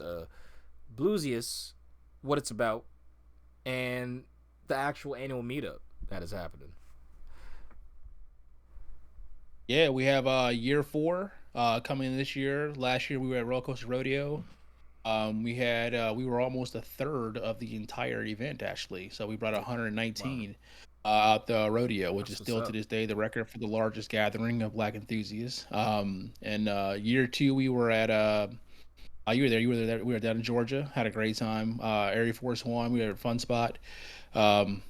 Had a good time there. We had 63 total come out there during that. The event in year 1 was at Kings Dominion and Busch Gardens, Williamsburg. We had 29 in year 1. We expect to have over 200 this year come out, and we're going to be at Busch Gardens, Tampa, where we're working on setting up some future perks. Something you just actually experienced recently with the Drunk Riders with them. So like we're trying to set up like some nighttime ERT. Gwazi, trying to get some behind the scenes on some few things, and we're also trying to work on getting some quick cues and some things as well too for others for the event as well. So we're excited about this. We're gonna have the participation is always great. The time is always great. Rodeo really helped us out last year because it was just so well done, and then the park had great things to say about our group once we left, and we maintained a great relationship with Jeffrey Siebert and my boy director of operations there, Mr. Josh Pastor. So felt good about that with them, and I think the WLC is going to rodeo this year. Women Love Coasters, headed by Bree. They're going to rodeo this year, and we'll be in Tampa. And then after that, we got about 10 Bluesies. We're headed to Japan in July. So like we'll have that, and we have our own group going to Japan for July, and we'll be there for about 2.5 weeks in early July. So got a lot of things going on this year, man. So I'm excited for the July. I'm probably for the Japan trip to get out there and finally get to ride some of my bucket list attractions. Edge of Niga being one of them, along with Haikuge, among others, and I'll also get Giga Completion as well too temporarily. Still Dragon. Actually, no, Still Dragon 2000s. I'll get Giga Completion. But then again, I'm saying no, it's right because I can't really classify Falcon's Flight as a Giga because that's something different in itself. That's a one of a kind. That's a one of a kind. That's a WTF. That's a nano coaster, man. Yeah, I don't know what that is, man. That's a WTF first of its kind. That's straight out the video game and in life. They wrote that straight out of Roller Coaster Tycoon and then built it in real life. Also by That's how it feels. What? 600 feet, 500 feet? Sure. You want a 500-foot camelback? Why not? You want to go how fast? 160? Sure. How long? 13,000 feet of track? Why not? What's the check say? I'm saying, like, what's the check say? We'll make it come true. God, they're crazy. Internet's crazy, man. Speaking of which, are you gonna ride Timbili for losing that up? Actually, no, you didn't need to make that bet. That's right, with Bob. Yeah, Bob tried to hustle me. So like, listen. When it comes to Timbili and free spins, man, you're not getting this guy. I'm just letting you know. I want to thank Bob. He gave me a nice gift at New Year's, handed me a little small little Timbili, gacha, which I still have to this day. It's in a little collection spot. So I thank you, Bob, for that wonderful Timbili item that you got from the store. I appreciate it. Timbili, as I always explain, and probably new for the listeners here. Great looking free spin. Looks good. It's themed very well. Great color scheme. I even like the name. It's got a unique name. It's got a sounds on there, onboard audio, that kind of stuff. Everything about what it is what is great, except for what it is. Exactly. Everything about it. Theming's awesome. Everything about Timbili is awesome. For what it is, except for what it is. Except for what it is. Other than that, and it's crazy because, like, well, I don't like free spins. I am learning that there are some closet free spin lovers out here that have been coming out of the closet. They What? like, oh, I don't mind free spins. I like free spins. I don't mind them at all. I think they're okay. I'm I starting to learn that. Timbili. See, here we go. See, like, we got. You see what I'm saying? They're coming out. They're building confidence now. He's like, you know what? Airtime Myke said it wasn't cool, but, like, you know, like it took one person to be like, I like it, and now everybody's like, oh, okay, I secretly like it also as well. I say that about most coasters, though. To be fair. Yeah, I like him. I'm not a fan of free spins. I do think Timbili's like the best. Like, it's probably the best. It's probably the best out of all of them. It's comfortable. Yeah, it doesn't, sometimes underwhelming, but when you get that full flip, it's decent. I mean, it is, cool. The theme is good. I even like how you exit the ride, like going through the little tunnels, got the little carvings in the walls. Like it's just very well put together. Although then you exit like right there, directly in front of Reptilian. And so poor Reptilian has been getting this long line because because nobody in this area has been on a free spin. And so, like, that's why this thing's got a 45-minute line every day. And it's got a light package, and people love it, and they're smiling because they've never experienced something like this. Like, there's no free spin south of Virginia at all. Yep. You know what I'm saying? You got to go to Texas. But as far as north, you got to go to New Jersey to go get on one. So there isn't one like close by. If you go west, and if you go west, you got none going west. You got, I'm saying, like these people, so like this is their only experience to this, and like this is kind of cool, So GP love it. It's in my home part. It is what it is. It's unbelievable. It is what it is. I'm glad it soaks up crowds like a sponge. That whole area. That whole area, so I can ride 305 or Pantherian. I'm sorry. And it's 305. Now you've got Raptera's directly in front of it now. So like that whole area, it's just gonna be busy with people.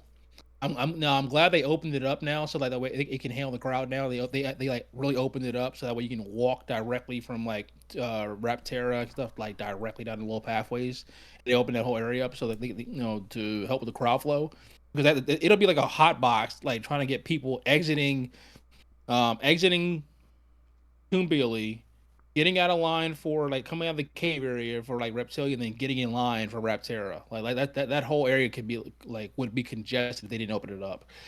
So I'm glad they opened it up here. But like, yeah, that's gonna be it's gonna be have a lower line now. Grizzly and Twisted Timbers, because it's on the opposite side of the park.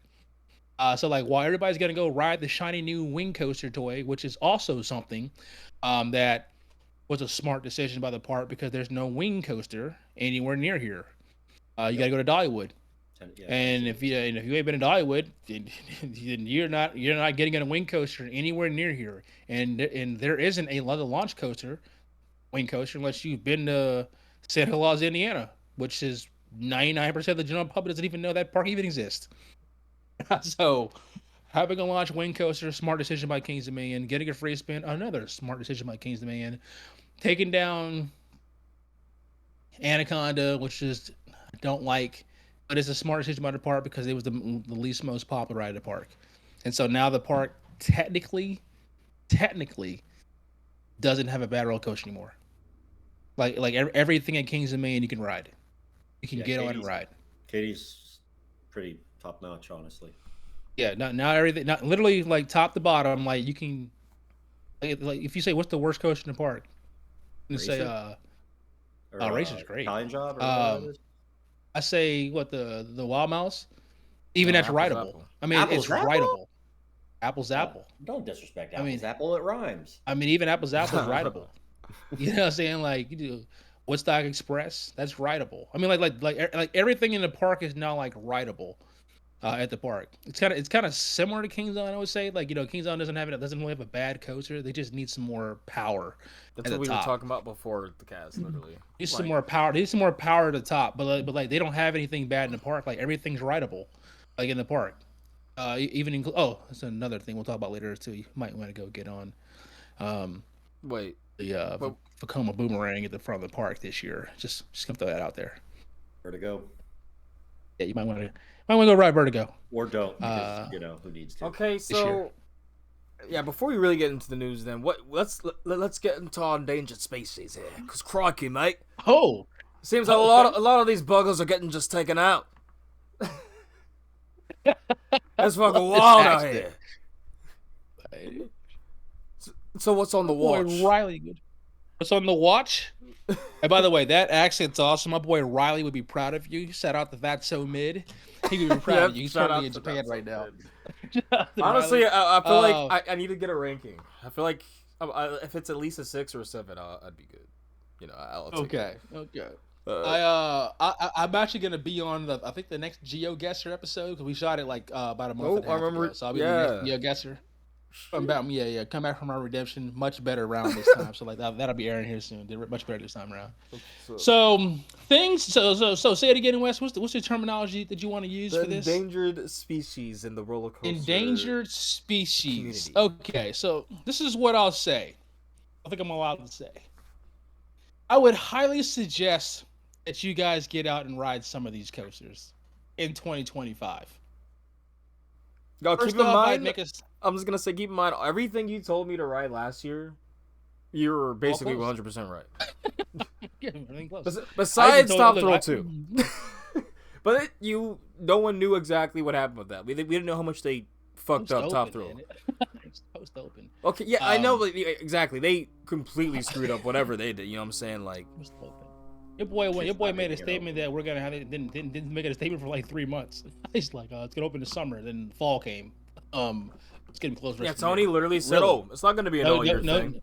No shit. Thanks, Tony. It's September. It's cool. Well, Tony just went inside the Lake Erie for like, I don't know, 3 months looking for answers. Like, he went deep sea diving, talked to Aquaman, talked to Mermaid Man and Larry, Mermaid Man and Barnacle Boy. Sorry, came up with Siren's Curse instead. Yeah, the distraction from the Flying Dutchman theme. That's a whole other story, man. How that park even got that right? That's ridiculous. They robbed it. They're the Hamburglar.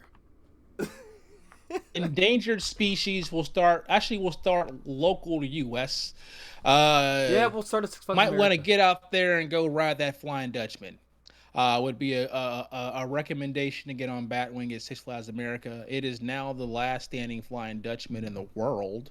Yeah. So with the current removal right now, which is being taken out right now as we speak, with Nighthawk. So I would probably suggest, if you want to go Six Flags America and you want to get a Flying Dutchman, go ride Batwing. And it's actually the best one out of all of them. Batwing's the best one out of all of them. Even though that one's actually a pretty fun ride. Maintenance wise is not very good. Like literally, if you were there, not open a lot, and you saw it open, you had to run to it. Like you had a 10-minute interval, a 10-minute period. If you didn't get on it, then down for the rest of the day. Gotta run to it. So I suggest that one. If you like Hold Rise by the name of Mr. Freeze, I would highly suggest This hurts me. that you visit those 2 parks this year also. I would suggest that in 2025, I'd go ride Mr. Freeze at Six Flags St. Louis and over Texas. Do you like I those just rides? made that recommendation. I like which one? Do you like those rides? I do like those rides. I actually rode I went about to Texas and rode Freeze in the front row because they do one side backwards, one side forward, which I really like, by the way. Yeah. Front row going forward is awesome. It's because you can't see the drop when you fall backwards. So like when you go up a spike and you start to fall, you can't tell when it's gonna like set back up before you do the whole thing. That's pretty cool. Or like back row, when you ride back row, same thing in the back, and you get to see like the whole fall come down. But in the reverse top hat's awesome in the back row too. So I would suggest you go check out the Freeze coasters if you haven't. Someone posted something about Medusa at Great Adventure. That is not on the endangered species list. Let's just get that out the way. B&M sticking around, baby. So that post was deleted, and I had Oh, two was ways to it? go about it, and I was like, okay, either the people he got it from was like, hey, not supposed to be known, or B, why'd you say that? Because that's not true. So that's how I took that, to be honest. Yeah, that coaster is not on the endangered species list. So we're okay with that. I would say go ride Kumba, but like that's pending. We don't know quite yet. You know what I'm saying? Like this species could get resurrected. So and because of that, there's not gonna be an opportunity to even get on it. But that species might get resurrected. We'll see. We'll see how Epic does. But I would Let's have love to see it get let's wager a friendly bet here. I say Kumba opens by May. I'll take that bet. All right. Okay, what's the... You have to get a pyramid tattooed on your right ass cheek. Ooh, that's steep. So that is pretty steep for... Well, you could give me my wager or something. I mean, obviously we could do Cheetah whatever, hunt but... on your right ass cheek? No, fuck that. I ain't fucking poison in my body. Cheetah hunt. Hey, fuck that. Maybe I'll ride Alright, cheetah hunt. Thinking, I can monitor it because I could be there that day. You can hit, like, say 5 Timbili laps or something.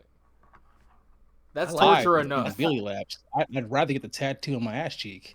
That's how I feel about cheetah hunt. Bro. Well, I mean, you like pyramids, yeah. I'll say it. Love pyramids. Not about my ass cheek though. I had to talk to my lady about that. Oh, she's this night. Do you want to slap that pyramid every time you see it or something like that? I'll have a conversation with that. Yeah, you should get on the sweet spot then.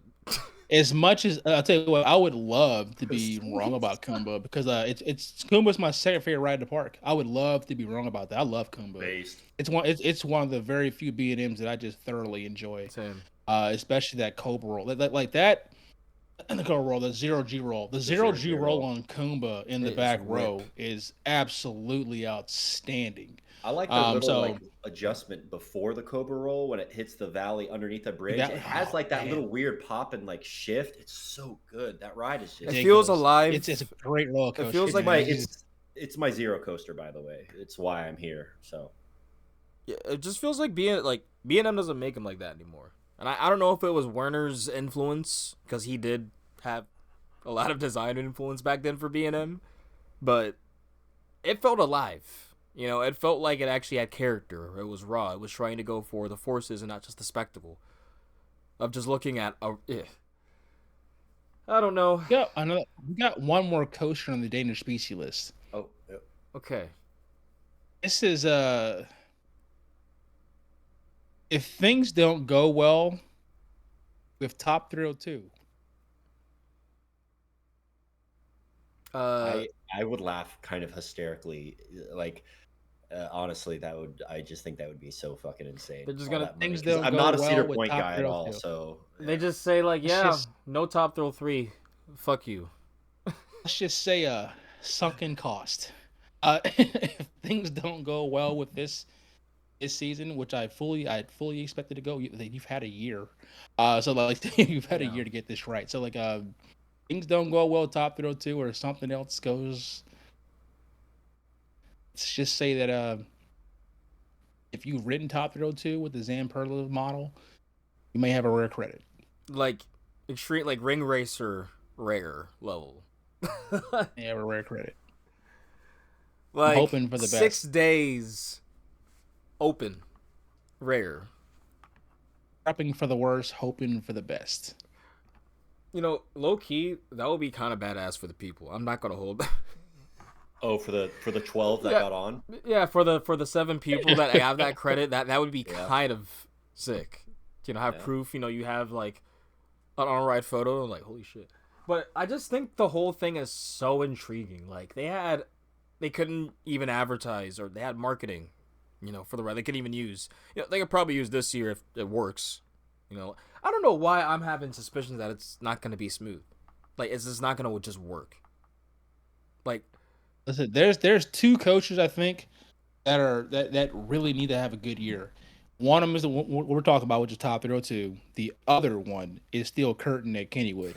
oh, If Steel Curtain, after taking a 2-year delay, 2-year break, per se, to get this thing right, and if this thing can't operate after all the modifications and the money they just sunk into this ride. Yeah, SNS is another question mark too for me, because it's like, I don't know if they just get unlucky or if they truly are just trying to fill in shoes that they can't fill. SNS should be one of the biggest manufacturers of parks in the United States. Yeah, look, you look at everything they do. You can't be an American manufacturer and not have coasters at every park. Like this, you should be dominating this field in the United States.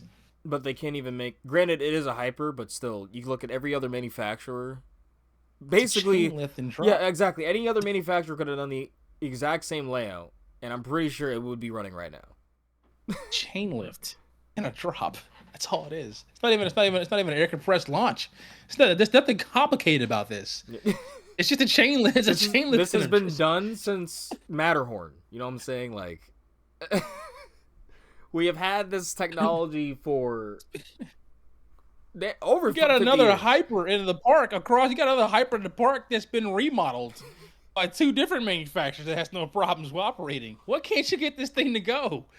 This is crazy, man. Like I think the Steel Curtain thing is just baffles me. I rode it on opening day. Waited 4 hours for this thing, which I'll never do ever again.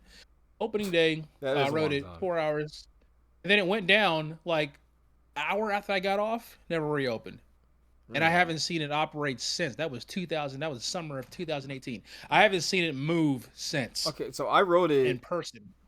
In 20. See it move in person. Yeah, I rode it 2022. For the Phantom Fall Fest. It actually was running 2 trains that night too, the whole night. It was kind of shocking. Wow. I think that was the last time it ever did that though. I feel like, because 2023 and when the I first went, time, and the first time, like 2023 I went down. I passed by in 2024. I just checked just to see, and it was down. And I think the lawn ornament. So, but obviously they were. I thought they were going to start the foundation stuff, but I think they just wanted to have the park closed and then do it. From what I've road heard, coaches, man, where you keep log flumes at, man, that's a saturated ground. You got to be careful when you're scouting your location. They should know this though as a manufacturer, and that's why it's like RMC apparently was telling them this, because apparently an RMC was going to be back there. That's what a lot of the big rumors were. But then they told them, hey, we're going to need to do this. It's going to cost more. So then they were cheaping out and looking at SNS and like, hey, you said you can do this way? We got you. We trust you. And now, probably 2 Steel Curtains later, they are finally going to this solution. two steel curtains in terms of price that they put into this coaster. It does have some elements of an RMC in its layout. So I can probably see that. I mean, Joe Draves designed it, so I need Joe Draves to work on his endings for his roller coasters. But other than that, I think they're great. I think they're awesome. I need him to work on his endings. But other than that, I think they're awesome. Like that shift on Kitty's Revenge, that little shift into the brake run. That's incredible. I need him to fix that. And then Air Force One doesn't bother me. It's just a short break run. It's just that's all. I was like, man, you just had to get that extra hill in there instead of making it a longer break run. And instead of just coming in, you're like, nah, put another time in here. Then just skirt. No, like if you're in the back, you're braking. Literally, you're in the air, full ejector, and you're braking. So you're getting gut punched. So they had to actually stop running their last car. They had to take off like the last car. Other than that, I think his rides are great. I love aggressive Will because I love the aggression of him, man. It's great. I just need him to fix the endings. That's all. Just fix the endings, man. We can design the ride, but can you just get it in there?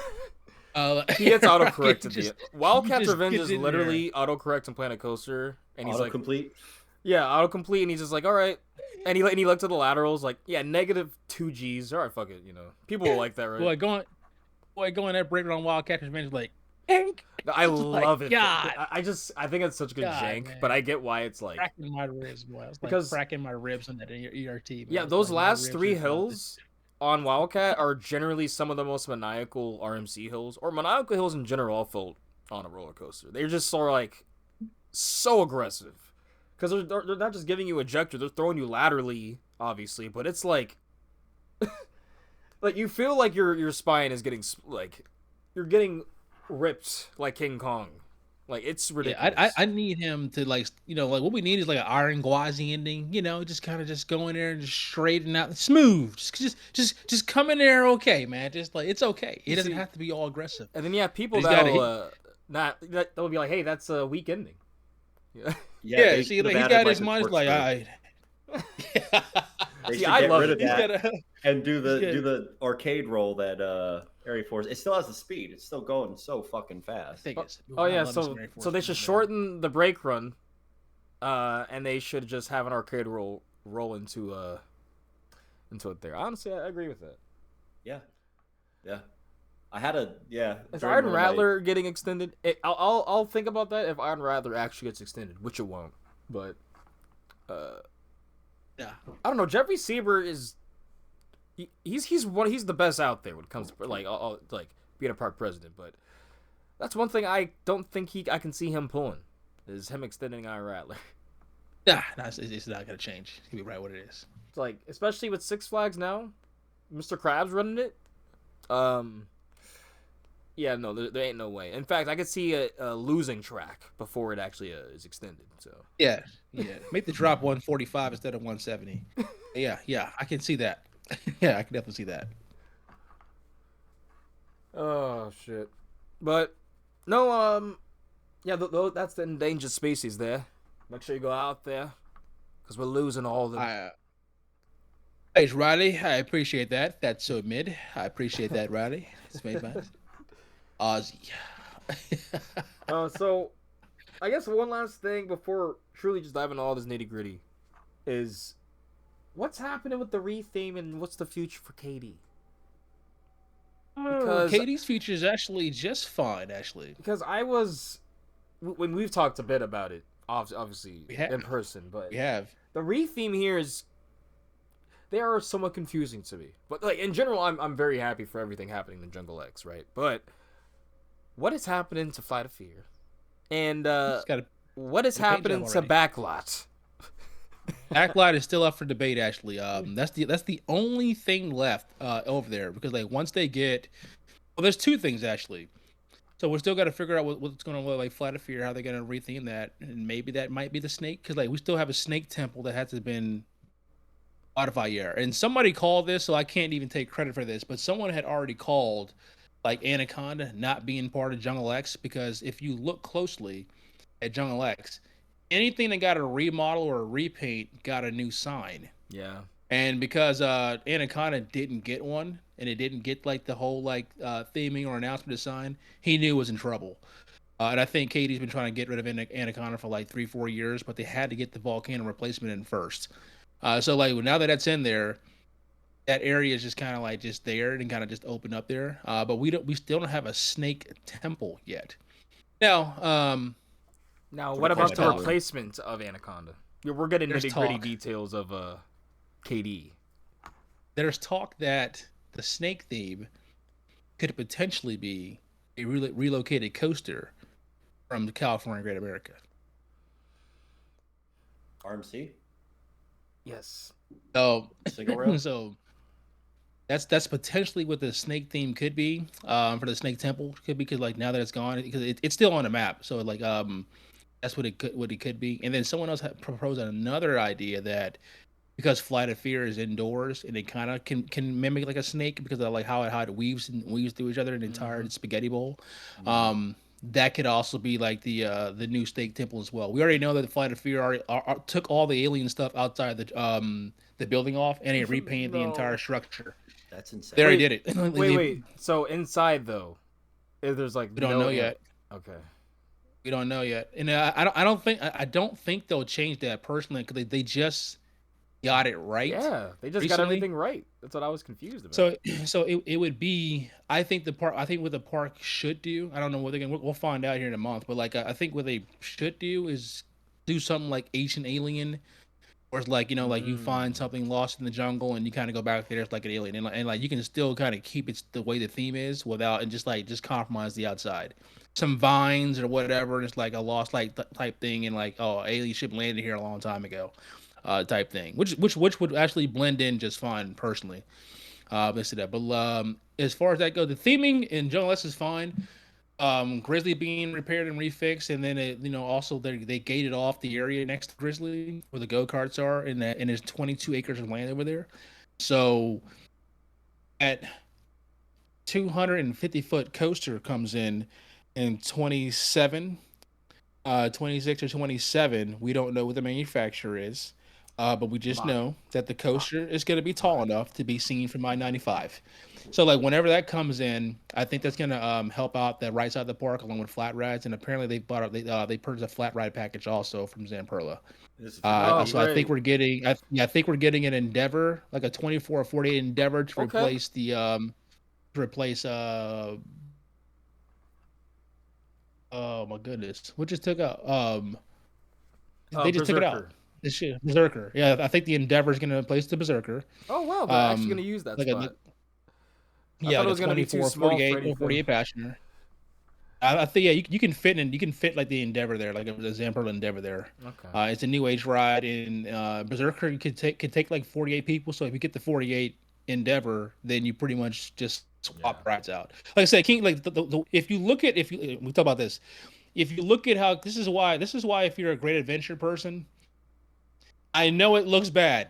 I know it looks really bad, and it's gonna be hard for me to convince you this. But the way they operate in like Cedar Fair, because I used to have a Paramount Park before Cedar Fair came in.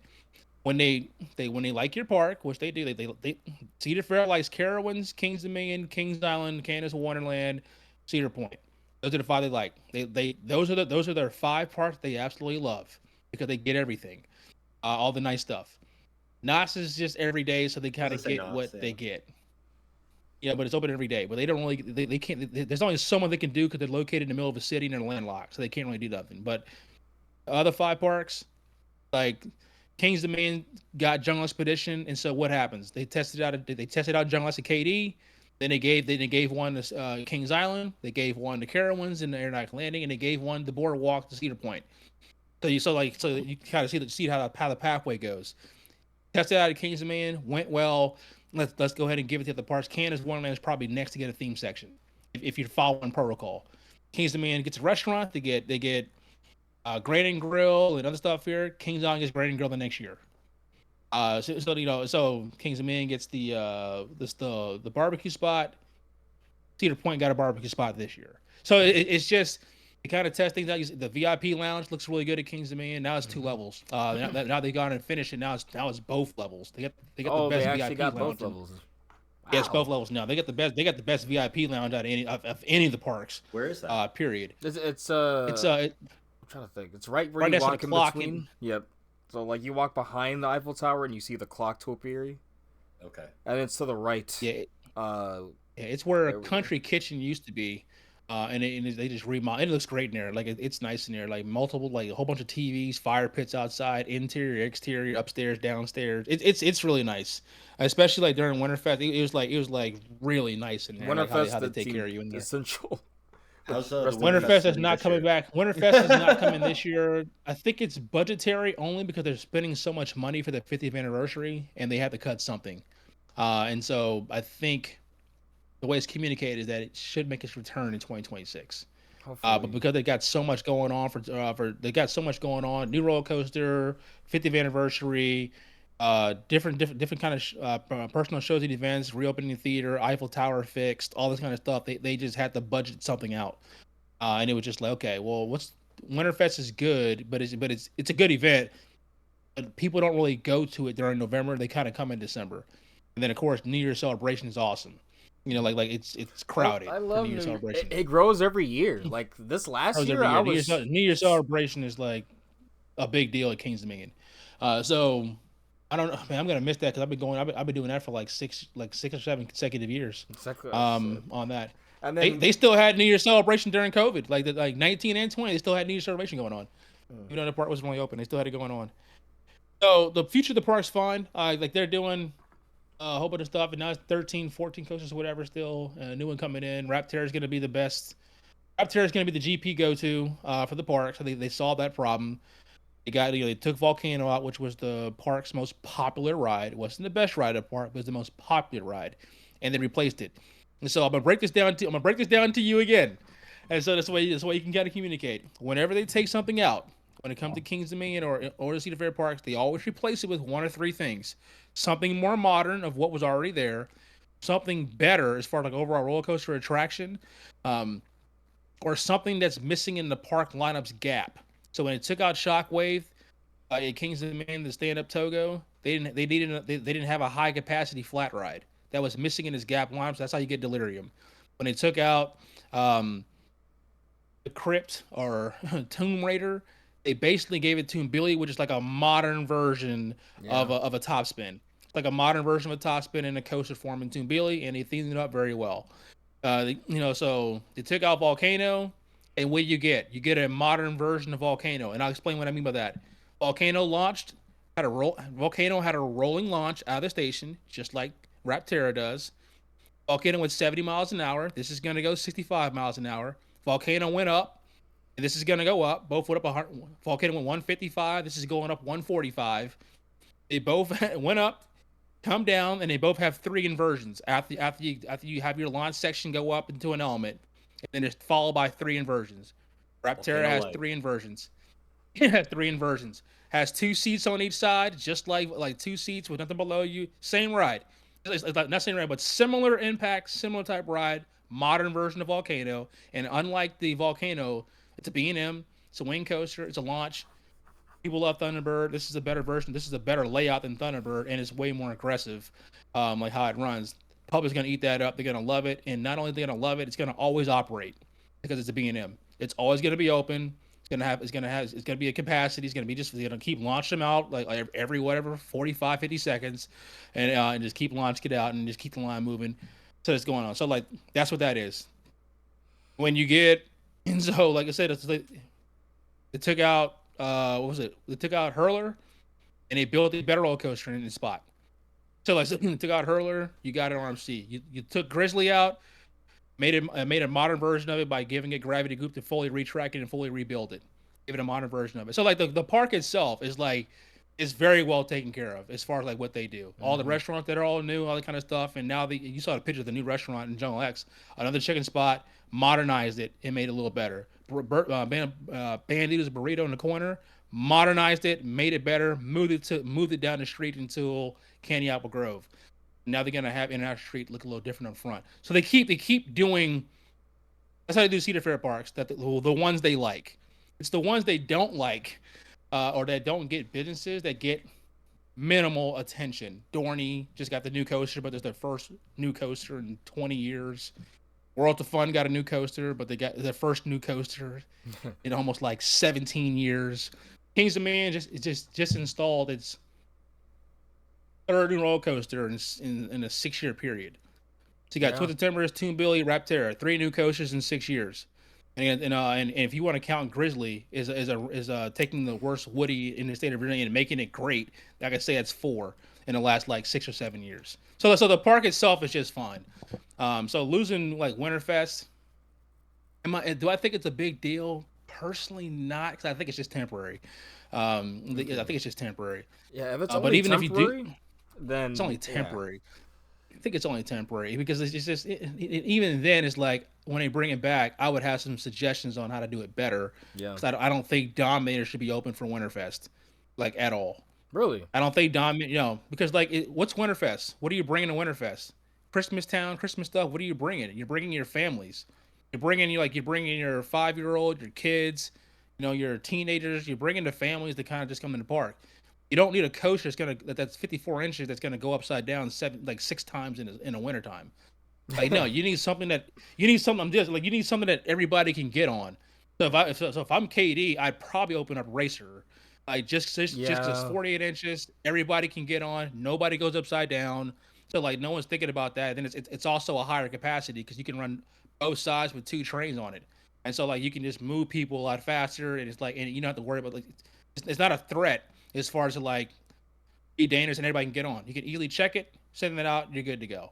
Instead of like bringing people up here who like, because you can't put a kid on Dominator, but you can put a kid on Racer, and then you can like call it something else, and then have Santa and dress it up and have the chaser lights going on as well too. So like, I think it'd be smarter for them to do that and just close off that area of the park over there because literally it's just you go down there and you just come back up.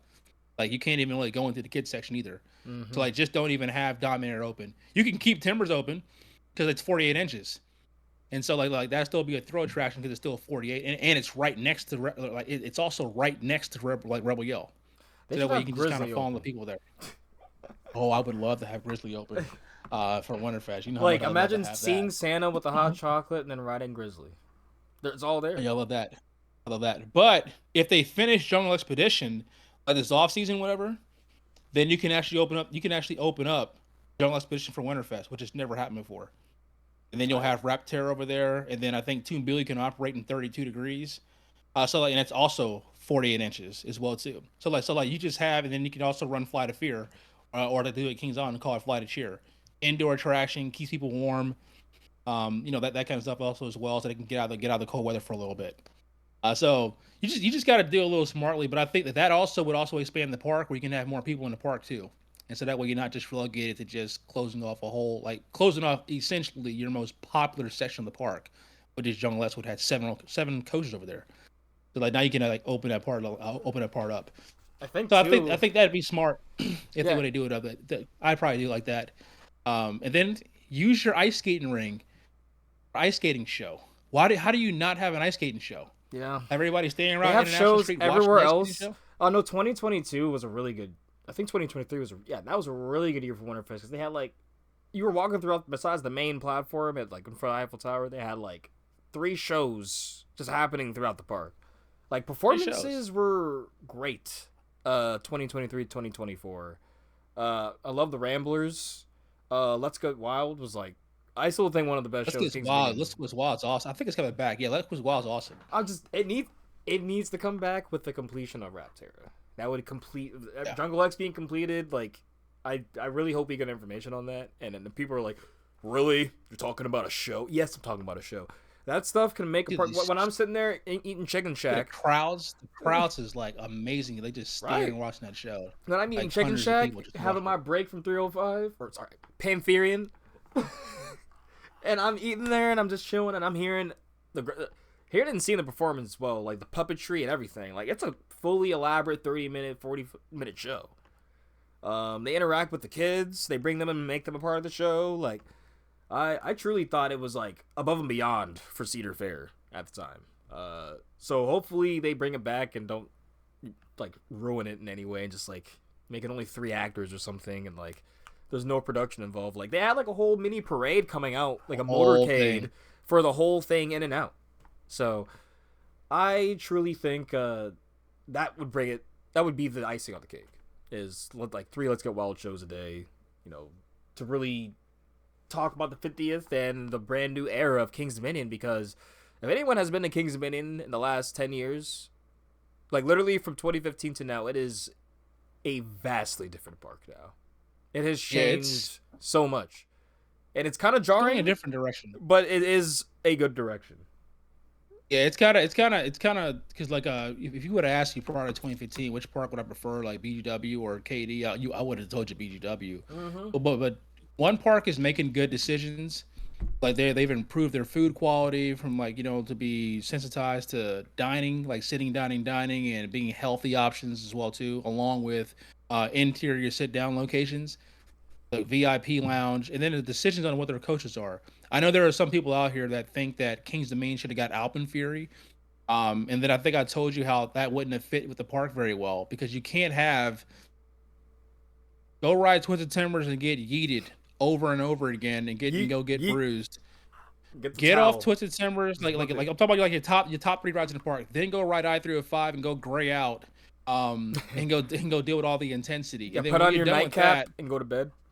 When you're done with that, go get on Alpenfury and go flip upside down 9 times. Like that's a lot to like to ask people to do. Like, okay, well, what's your calm good ride? I was like, well, we really don't have one. Some of the parts like they don't have one. So like Rapterra like kind of solved that problem. It's a wing coaster, graceful. B&M things, baby. B&M doing B&M things, crowd pleaser. So like now you have the crowd pleaser, which was taken out, which was Volcano, but like you have the cloud pleaser again, and so now you can go break the bank for what you put next to Grizzly, because now your crowd pleaser is there, pulling people in. You've rethemed Pantherion. I mean, you pretty much built 2 crowd pleasers. Like you built, why I don't like free spins. It's a crowd pleaser. Oh, it gets because so it's many something lines. unique and different. It gets so much. Plus, it's 48 inches. It's 48 inches, so like kids can get on it too, because it's right next to Planet Snoopy. So you take your 48-inch kid, get on that, and then put them on Reptilian, which is also like I think it's like 36 inches to ride that. Well, so it's just. So it's good. It's good traffic flow, right? It's good. It's like smart decisions. Okay, I got a family attraction, thrill ride. That's family attraction again, thrill ride. Unlike Busch Gardens Williamsburg, which is you have Sesame, and then you have to walk all the way to Dark Coaster. But before that, it was just for Bolton, and even then, they probably couldn't fit on for Bolton. Well, if they were too small. This is my problem with Busch Gardens Williamsburg. It's what they're adding to the park. The one thing I like about Tampa is that at least what they're doing is like getting rid of Scorpion, like out there, like no one rode it. No one rode it. I mean, I rode it. I like Scorpion, but no. What's the other one? The Wild Mouse. They took out. They needed to take that one out. The Sand Serpent. I had to go. So like Sand Serpent. So like 2 older type rides. They kind of like it's just okay. One built in the 70s, one transported from BDW. So it's like okay, we're getting rid of that kind of stuff. Out with the old, in with the new. Whereas like Busch Gardens Williamsburg was built on, or not built on, but like their stuff is their 3 main B&Ms are like what drives the park. You got a hyper, a dive, and then an invert. But what you didn't have was like a crowd, like something to please the kids. And so like I feel like they overstretched it a little bit. And then it went and got Dark Castle, which is a capacity nightmare. It's like 300 an hour. It doesn't work. That too. Then you also put it, but it's basically Verbolten, but like in a kid form. Thank you. That's all it is. It's like an indoor show type thing. It does the same thing. And then your 50th anniversary, you build another basically Alpengeist. But you call it Big Bad Wolf, even though it's not in the Big Bad Wolf land. That's not to mention you also built the terrible wooden coaster in Invader, the Skyrocket 2. I mean, like their investments haven't been like super great in the last year, except for Pantheon. Yep. Other than Pantheon, I mean, like they haven't had anything impactful in their park to like improve what it is in the last like decade, but they keep putting in these little things that they're trying to cater to. But even the kids' rides or fan rides are not like great family rides. Like nobody wants to stand in line for 2 hours to go ride Dark Coaster. When I look at when you got for Bolton right there, it's the same ride. No one's gonna want to go ride Big Bad Wolf Revenge when Alpenfury, like you have Alpengeist like right there next to it. It's like what's the point of that? When I look at the flow, I just see it as like, okay, we want people to come to Germany and spend like 3-4 hours here because they can basically have the family go ride Dark Coaster for Bolton and Big Bad Wolf Redux, and then sit in Fest House, watch a show, have the mom and dad grab a brew from the bra house, and then that's like 3 hours, 4 hours already spent, like in the park for a family, having to deal with and having to take them to the bathroom, deal with whatever, get them drinks and satiated and everything. And so I feel like they're trying to set that village up, which I can see that, but I'm like, why would you waste a 230-foot height waiver? Like you can't get that easily in Williamsburg. You know what I'm saying? Like that's the last open plot of land in that park. They don't have any more open land in the park anymore. So for me, it's the like placement. That was the last. That was it. It's behind the fence side. You can't even see it. And so that's another thing is you could see obviously clearly the facade of Dark Coaster. You can clearly see a coaster coming around and the whole you can see the whole station of Verbolten and everything. Like, but Big Bad Wolf you will not be able to see. In fact, you will have to walk and wrap around behind Fest House quite a bit just to even get to Big Bad Wolf Redux. That makes sense. So I've put a skyrocket right in front of a B&M Hyper, which is ruined the skyline. It just I just don't understand the decision of that park. SeaWorld has just been, I don't know. It's just, that's why I said, like, Tampa at least is like, okay, let's give you this awesome RMC. They needed, they needed another headliner because their headliner was dying, which was like Kumbo, like got people initially in that park. I'm not saying it's dying like it's dying, it's getting older.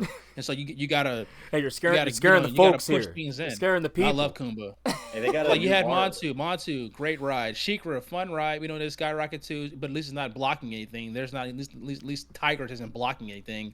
It's just kind of off in the side too. But like they went and got a monster. Like they went and got a destination roller coaster to appeal to the public.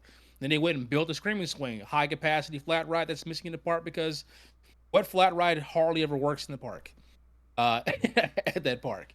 And like you get like how hard is it just to get on there and go ride Falcon's Flight. So like you can't even get on Falcon's Fury because it's always down. But like now they got a high capacity like SNS Screaming Swing, which does well. And so and then they put in this invert Phoenix Rising, and now their next project is gonna be like 30 million.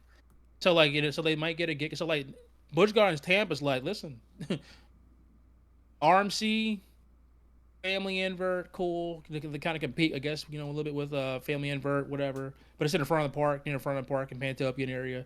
Put a little flat ride in. Now we're gonna go out here and get a gig, and hopefully we can rebuild Kumba. So like I like those decisions. I like all that, like what they're doing. I like all those decisions. They're not just throwing something in there, like just to throw something in there. Like they're thinking it out. Okay, and at the same time, as we take something out, we'll give you something already. They took out Scorpion, took out Sand Serpent, but like you got Phoenix Rising put in just like that. Like here comes Giga, just like that. After you just installed Gwazi in 22. So it's like, okay. I can kind of see the plan that's kind of going on with the park. I was like, okay, I see what you guys are doing. Dark Castle sat there for like almost 10 years, if not, I think 10 years, before they finally did something with it. And to be honest, my main issue was I just think BGW just burns money. Like, yeah, but it's got a new entrance also. Like, so he's got a new entrance. Like, they will literally get designs. There was a design, I'm pretty sure, by Intamin for the whole project, the Project Madrid or whatever, and then the Drakenspeyer, and then you throw all that away. And then get something. Oh, granted, I don't think Drakenspeyer should have existed. But would have been better than this Big Bad Wolf Revenge. It would have been better than Big Bad Wolf Revenge. And apparently, the RMC that they were looking at, it's like you go to like Intamin for 2 different designs, and then you have an RMC design back there, which I'm pretty sure had to be You told me.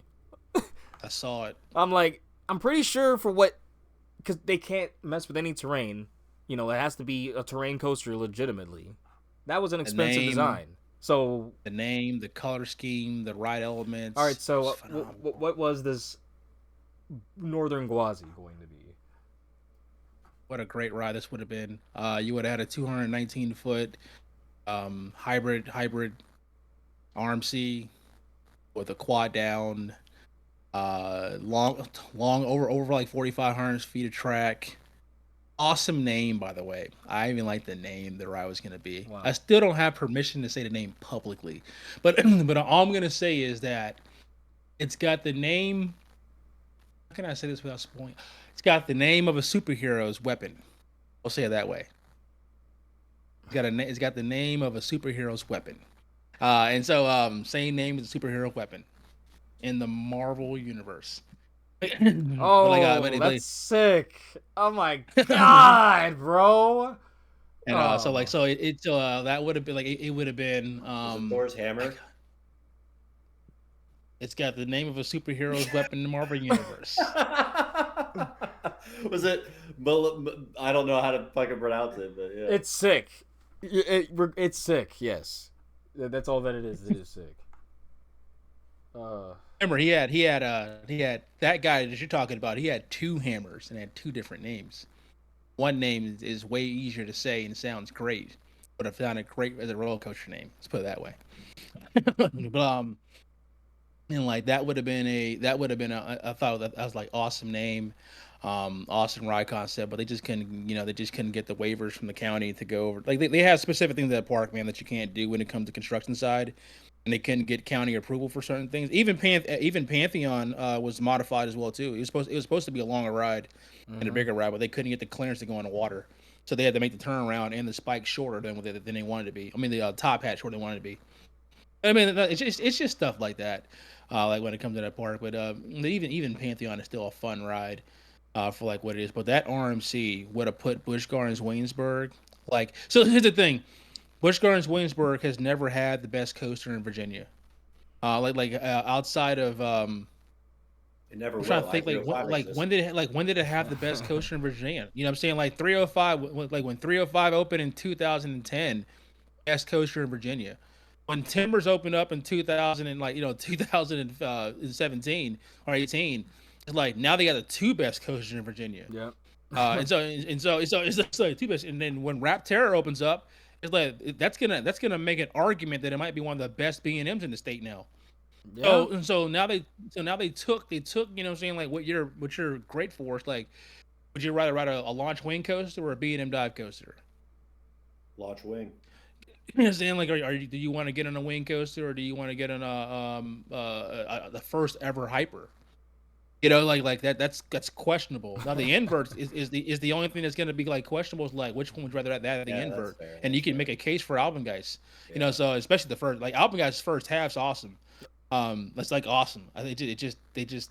I think that's like also what's interesting about the park. Joe Dre's getting is that they bounce off each other, like literally. Like they will see what they have and they're okay. We can't make that, but we're gonna make it like. But we need a graceful machine, so we're gonna do a bit more aggressive wing coaster, because that's the thing about KD is they've always been more thrill anyway. More thrill. And so I still think it needs to hit, but not like you said, the level of thrill or extreme thrill of 305 or Twisted Timbers. West, plus Tyler West, they also interacted in the midway.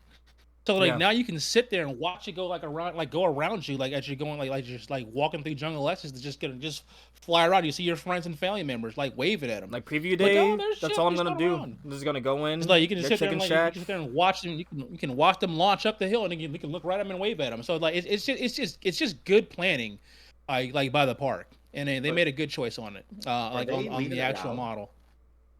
What'd you say? Okay, sick. Yeah, are they leaving it loud? Like, are they gonna put sand in? No, you can hear the thing. Like, they were testing it during Winterfest. No, you can hear it. So, also, a lot of people were saying, oh, they're worried about how it's gonna run, which understandable because they use from what I heard from you, they used one of the first ever runs of the ride. Apparently. To judge it?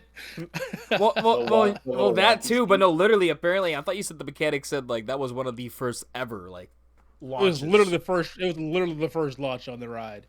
And then the whole wobble thing, as far as, like, people are like, oh, that's race night track. It's like, yeah, that test footage, actually, if you look at it, they actually did it on purpose to test the balance. Like, I literally talked to the guys, like, yeah, we had water dummies on the left side. And he said, and we had he said we had like empty water, we had empty dummies on the right side. We wanted to test the balance and see how to balance the ride better. He said, this is all part of the testing process. was like, but KD didn't But I was- realize that because they're not, they're not into the actual details of the coasters, so they're gonna realize, oh, okay, we'll just post it. It'll get. I mean, most people on Facebook and on Instagram or whatever, or they're gonna see that they're gonna be like, oh wow, that's the first launch of the coaster. Us with our magnifying glasses, we're Sherlock Holmes here. Oh, this seems a little bit fishy now, just because over here now. Now we see some jiggling, on the launch track, which granted, B&M last year, their fabrication was not the best. Who knows if it's the fabrication or if it's the clearance? Right? Like, shout outs to Ryan, the ride mechanic, for giving a little more insight on potentially on the solution. But I have heard B&M has actually been around all the parks that are having this issue, and they're trying to resolve it. They're kind of resolve it. So here's my theory on it, and I'll give you my he's the mechanic. I went to school for my engineering, so I'll give you my engineering perspective on it. I think it's balanced for me. All the Sheikra and the Griffin, the dive coasters, tend to cross seating, built for that spine the way it runs. All the mini B&M dives are 7 across, which means that there's less balance on it, because now it's not even across. It's off balance. There's 7 seats, as opposed to having like 8 across or 10 across. Now you got 7 seat. But if you see Valraven doesn't have that kind of problem at all on there. So I always say any regular dive coaster doesn't have a problem. The reason why I'm not worried about Rapterra is because it's a regular launch coaster. It's not a mini anything. It's actually the fastest, longest, and tallest wing launch coaster. Yeah. So I'm actually not even worried about it as far as like how smooth it's gonna ride, or if it's gonna have any kind of jerk. But all the mini dive coasters, or all the prototype B&Ms that have the 2 across seating or the two per seating, they don't make that model, so they're trying to figure it out. I haven't been on Phoenix Rising, so I don't know how it runs. I know people say it's got someone I've heard it's got a little bit of a vibration. There's something like it doesn't have a vibration at all. I have heard that Penguin Track has a fully vibration no matter when you ride it. Phoenix is they fine. say it on that. Phoenix is fine. I hear Phoenix is fine. Nothing good about PT. Yeah, so I think it's all about seat configuration. That's a regular B&M, so I'm not worried about it. I think Wrath of Rakshasha, I think it's 8 across, so it shouldn't have a problem. Is it 8 across? But is it 8 across or 7 across? Wrath of Chaka Khan. That animation wasn't very clear on the seating on it, and I really wanted to answer that question. I just wondered if stuff like Crake or even Oblivion, granted that's only a drop and that's basically it, but that's not 10 across, is it? That's 6 across or something. I don't hear people calling that rough. This is what I'm worried about. It's 7 across on Wrath, and so now I'm worried about it. so part of me is now worried about it. So hear me out though. I feel like these newer B&Ms, the track is not as beefy as they used to though. When I look at Apollo's Chariots track, or even Fury track, granted there's some beefy track. Griffin track is humongous. And then I look at Iron 10 Menace. Across, the spines. Yes, exactly. That's what I'm saying. The spine's wider, and the spine's bigger because it's built for the train model. And I think all the newer ones have the same size, kind of spine on it, but they've never built one like that. So that 7 across seam, it's that track spine isn't as wide as something like Griffin. They can hold that. When I look at Iron Menace, compared to Griffin, it's noticeable. Nah, it's not the same. Yeah, it's not the same. It's kind of noticeable. That's why I said that. That's why when they said, "Are you worried about Rapterra?" I'm like, "Nah, it's a regular B&M." Cause if you see the track on what's the trap on Rapterra, it's regular B&M track. Yeah. It's a big, thick. it's a big, thick spine, girthy. Yeah, we have phrasing here. I had to pause there for a second. It's a regular B&M track. Plus, it's the biggest and the biggest, longest, tallest version of that ride model. So I'm not. Do I think it's gonna have the wing coaster, quote unquote, jerk that every wing coaster has? Probably. On there, every wing coaster has that kind of little. You know what I'm talking about? It's like a bounce. On the outside seat specifically, they'll have them. It's not a rough thing. It's just how wing coasters run. Kind of like a little bounce. You feel it on all of them. Thuzies are gonna look at it with their microphone. And we always look at like, oh, it's rattly. Shut up, bitch. You see that? Look at you see that launch, man. Oh my god! I'm like, did you see? But like, have y'all seen it in person? Like I have. When, like that thing is whipping because people saw that first video. They're like, look how slow it is. I'm like, it's the first ever launch. Yeah. And they're going at the stage, but and then when I posted the second video that was that dude had sent out, and that thing was just like whipping, like through the layout. I'm like, oh, that thing's gonna crush, in the best way.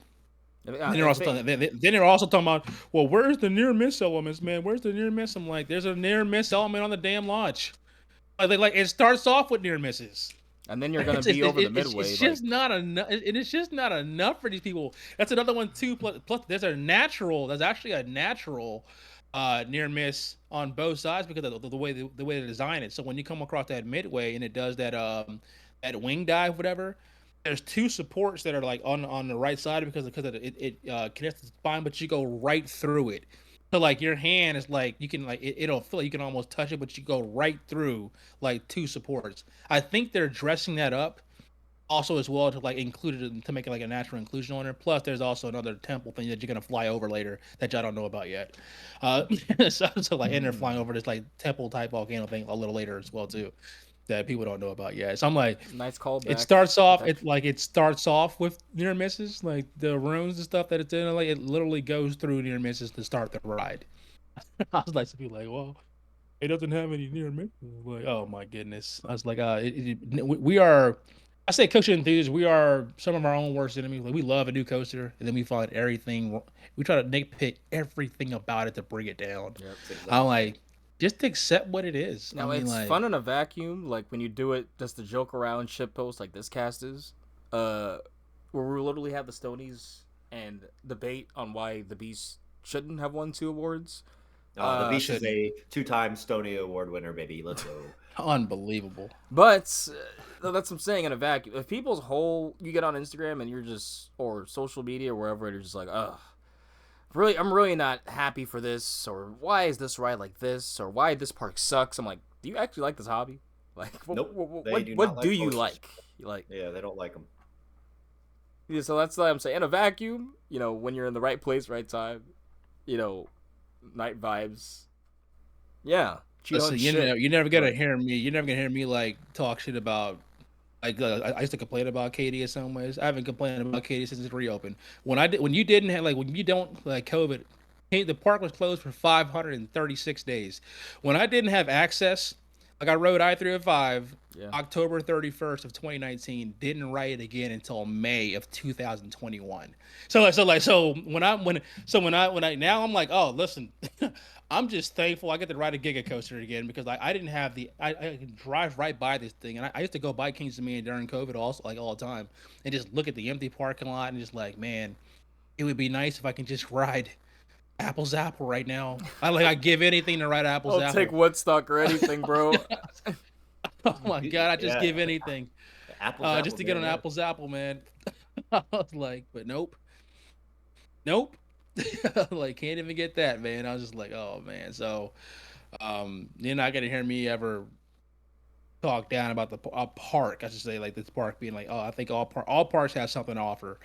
So like you're never gonna have me down park when I didn't like it's you appreciate what you don't have when you can't even have the ability to go to your home park. The only park over a year and a half. Only park where you talk down is KI. I don't even talk down KI. I'm just honest about Kings Island. I'm just honest about I will say everything you do say is facts about Kings Island because it is. It's missing. If they get that one world-class coaster and then everything's fixed. I don't understand. We talked about this, right? I don't understand how anybody who likes Kings Island doesn't like KD. Like, how can you not like? I'm sorry. I love both. The lineup. I love both. The lineup, so like they talk about the lineup, but like, how can you not like the lineup at Kings Dominion if you don't like it at Kings Island? Like, what? I'm like, they have 6 of the exact same rides. Yep. I'm like, what? I'm like, they got Flight of Fear, Backlot Stunt Coaster. They both have a Woodstock Express. They both have Racer 75. Yep. They both have Flight of Fear. I was like, they both have a In the Woods Woody. One's Grizzly, one's the Beast. I was like, they have I said, what's different is the top 4, which is very similar. I was like, KD has 2 B&Ms in the Giga. Kings Island has 2 B&Ms in the Giga. It's like that's what it is now. Instead, Orion I-305, or it's Banshee and Dominator, or it's gonna be Diamondback and Raptera. I was like, it's the same freaking park. Yeah. I'm like they're top, like, so they have 6 of the same rides. The top 4 is very similar, and then it's just the in between the other stuff, that like the family stuff. The Bat or Adventure Express versus Apple's Apple and Toon Beely and Reptilian. Both, you know what I'm saying? Like, and both have blue bladders. I'm like, so how can you not, like, oh, this lineup is amazing. I'm like, they have 6 exact same rides, and then the top 4 is debatable about which 4 is better. I'm like, because like if you want to say, like, Kings, like I said, Kings Dominion has a Giga and 2 B&Ms, you got a Giga and 2 B&Ms, and then we both have a Timbers. I was like, so like which is it? Wait, we both have a Timbers. Only one of those parks has a Giga. It's true. It's true. And also, that's true. Jokes and memes aside, though, one of those Gigas, the real one, is 10 times the coaster. Like, that'll ride. It's not even close. I'm saying, I was like, listen. What is one of the best coasters in the fucking world? And in my case, the best one. Yeah, exactly. That I-305 is incredible. I'm like, and I broke that down to somebody, and they had to think about it for a minute. And I'm like, what? I'm like, how can you, like I said, how can you praise that lineup, and then, like, people, for some people look down at Kings Dominion. I'm like, I don't understand that. They have the same rides. They have like, Mike, do you want to ride the Beast or Grizzly? Grizzly is trying to throw me out of the train now. Yes. I'm like, I'll ride Grizzly all day, every day, before I get it. Beast is a good ride. Great, like, it's a good ride for, like, what, comfortable. Not Grizzly. It's just simple. Yeah, you're going straight, and you're still not going straight. You're going straight. It's a long ride through the woods. That's what it is. It's a long ride through the woods. Grizzly has airtime elements, awesome drop, laterals, some ejector, the lateral. It has a full package wooden, like, concept, and then when Gravity Group rebuilt it, he essentially rebuilt the ride. Oh, that drops in the back rows and it might be the best drop in the park. I was coming off the back row. Honestly, you might be on to something there. There's people that have left the park that have said it's their favorite in the park now. But I feel so validated, though, because I'll see people I don't even talk to, like, but I'll follow them, or I'll just see the post about King's Dominion, and they're saying, "Can we talk about Grizzly? Like, why Grizzly?" And I'm like, "Yep." I'm like, right, it's one of the best wooden coasters on the East Coast right now, in my opinion. Like, great, man. Like that, it just kind of shows you, like, what work can be done. This is why it pisses me off that Lake Compounds gave Wildcat the Gravity Group treatment, and they put the damn Titan track. They should have just put it on Boulder Dash. They should just put that pre-cut on Boulder Dash and call it a day. Yeah. But that's another story. But, like, nah, I don't trash Kings Island. I was like, Kings Island. I was like, okay, cool. Now that we've established that the lineups are, like, similar, except for the top, where the top 2 at Kings Dominion blows away anything at Kings Island. I said Kings Island is a hero. I said, they got a lot of good stuff, sidekicks. They don't have a standout, like, if you ask any Kings Island person what's your favorite ride in the park, you'll get 5 different answers. Ask 5 people, 5 different answers. 5 different answers. Like there's no, like, well, and, like, none of them are elite. There's not a single coach in the park that's in my top 25 at Kings Island. None of them. And they're fun. Would argue, but they're not bad. But I don't have anything outside of my 100. It's like outside the 100, but, like, Mystic's a good ride. But think about what you just said. You said, is Mystic Timbers your favorite ride at the park? Probably, but it's hard to choose. It's hard. Okay, watch what I'm about to do right here. I want you to watch what I'm about to do right here. You think Mystic's the best ride in the park? Barely. Okay. So Mystic Timbers is the best ride in the park. A park that has a B&M Giga, a B&M Hyper, a B&M Invert. It's like in a classic Woody, and the best coaster in the park is a GCI. Think about that for a minute. Is a GCI in the woods? I have Mystic Timbers at 11. Take Mystic Timbers and put it at King's Dominion. Where are you ranking it? Ooh, good. Ooh, that's probably number 3. Number 3. Yeah, that's crazy. It loses 2 places. But I will say Thunderhead, I prefer over Lightning Rod in general. So. No, it's a better ride right now. But that's a Right GCI kind of But a GCI built in 2017 shouldn't be a better ride than a Giga that just opened in 2021. Yeah. That should never happen. It should never happen. A Giga that opened after Fury, like what? Yeah, you would think that should you not would happen. think we would, progress. Especially, granted, I know inflation on steel was crazy, especially around that COVID time. Wait about now with the tariffs, baby. Yeah. Ooh, I'm you got just your saying, stuff locked in and bought. we might see a lot of You got your stuff RMCs. locked in and bought. You might see a lot of RMCs and premieres. Is all I'm saying. Hope you got your stuff already locked in. I'm hoping Kings of Men purchased that hybrid already. But yeah, Kings of Men. What are their best two rides? We're just gonna get a RMC Hyperion and clone Intimate. now. That's what we're getting is a RMC Hyperion and clone. Intimate. And if you ask me, Yeah. if you legit ask me if I'd rather ride Mystic or Grizzly, it's a debate for me now. It's a debate. It's like an actual. It's how I'm debate for me feeling. now. It's how I'm feeling. Do I want a more modern say that GCI again? feel? It's a debate if we want to ride either Mystic or Grizzly. Because it's like, do you want a more that's modern? that is an actual debate. No, it's not. No, it truly is. There's way better airtime I'll on Grizzly stand than that there is on ride Mystic. It's hard. not I even like close. Grizzly, but Yeah. New Grizzlies is just New Grizzly, especially at night awesome. when it's been warmed up all day. Gravity group tracking with the Rail pre-cut 12. track. Oh, it's awesome. I mean, I'll I would take say the- I'll take- Diamondback I have- there is elite, along with Mystic. I know you don't. The like combination, like I said, like all the yeah, like so that corner over there where Diamondback, Mystic, and Beast. That's kind of like where you want to hang out. Like in the Yeah. park area, but like King's Island doesn't have a standout. I wish they would. Man, the Vortex plot of land. Like how can you not put a Mock Spinner there, and give them a clear number one? It would elevate the park. So when I hear about people saying, "Oh man, this park's got A, B, C, D," I'm like, well, guess what? You just added a Vekoma alien boomerang. I said, which is also probably coming to King's Dominion at some point in the next couple of years because that's what they do because they're sister parks. And King's Dominion desperately needs another kid coaster and Planet Snoopy, a modern one, because the two they have there are some of the two oldest rides in the park. Yeah. So King's Dominion needs a modern like a modern family cup type coaster attraction in Planet Snoopy. So it wouldn't shock me. It wouldn't shock me. And I still think this is on what do you call it, Wes? You call it the endangered species. Yep. So I'll tell you Watch what, it wouldn't shock me. the It wouldn't shock me. Not shock me if that Snoopy Theater that's located. I right was behind just the Eiffel about Tower. to say Snoopy Theater would be Um, perfect for If that Snoopy Theater is behind our tower is not there in the next couple of years, and there's a Vekoma boomerang there, I'm just letting you know, a family Vekoma boomerang is in a place where it will wrap in the land where Shockwave used to occupy and go, and the spike would go up right next to Dominator. I mean, right next to Delirium.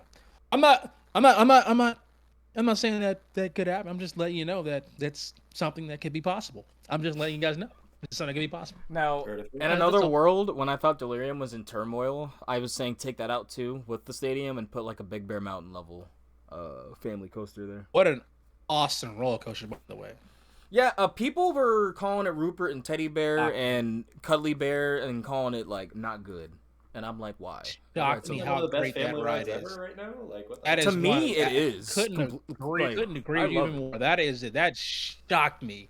I read the thing like it shocked me Mhm. like how much fun it is. I like Like family what a rides. perfect addition.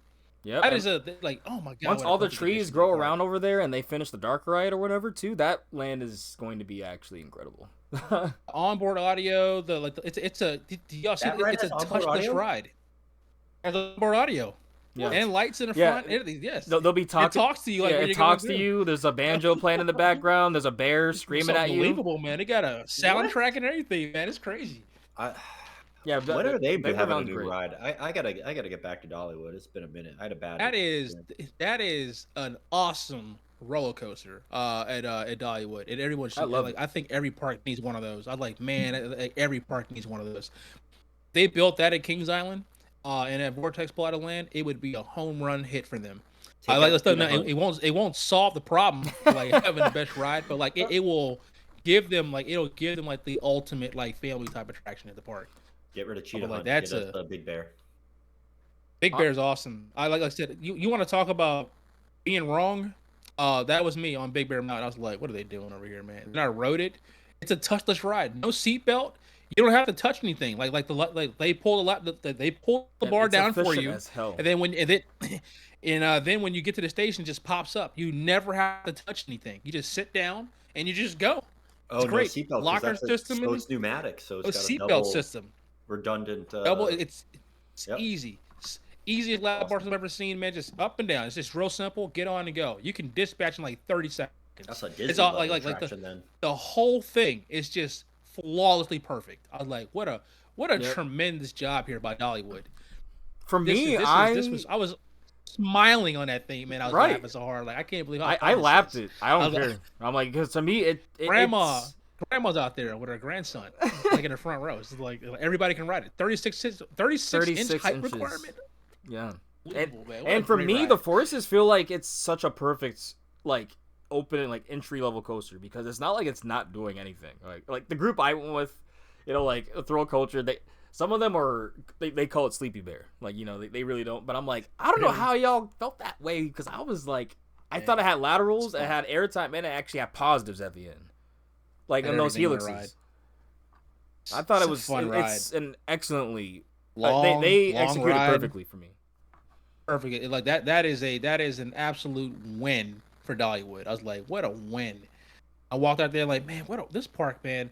I was like it's decisions too, except for lightning ride, but like just good decisions and choices on like the things they're doing at that park.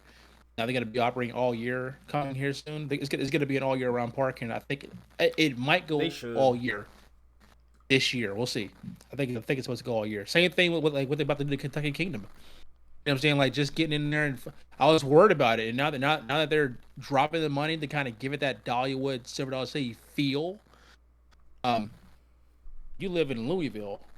Yeah, I think they had to fight the county fair a lot to really figure out what exactly they could do, which is really unfortunate because they only operated. If they owned it, I'm pretty sure we would have seen changes like years before. Especially COVID putting like a whole speed bump, a roadblock, and everything in the industry. But all the changes for it, that back end was abysmal. So everything they're doing for Kentucky Kingdom is perfect. Now the name changes, I'm not too sure. Woodland Run, I'm honestly fine with, but like Wind Chaser, like you're turning a storm to a wind now. Like that'll take some getting used to. Like that you're really taking 50, 60 mile per hour winds to like 5-10 mile per hour like breeze. Like, come on, man.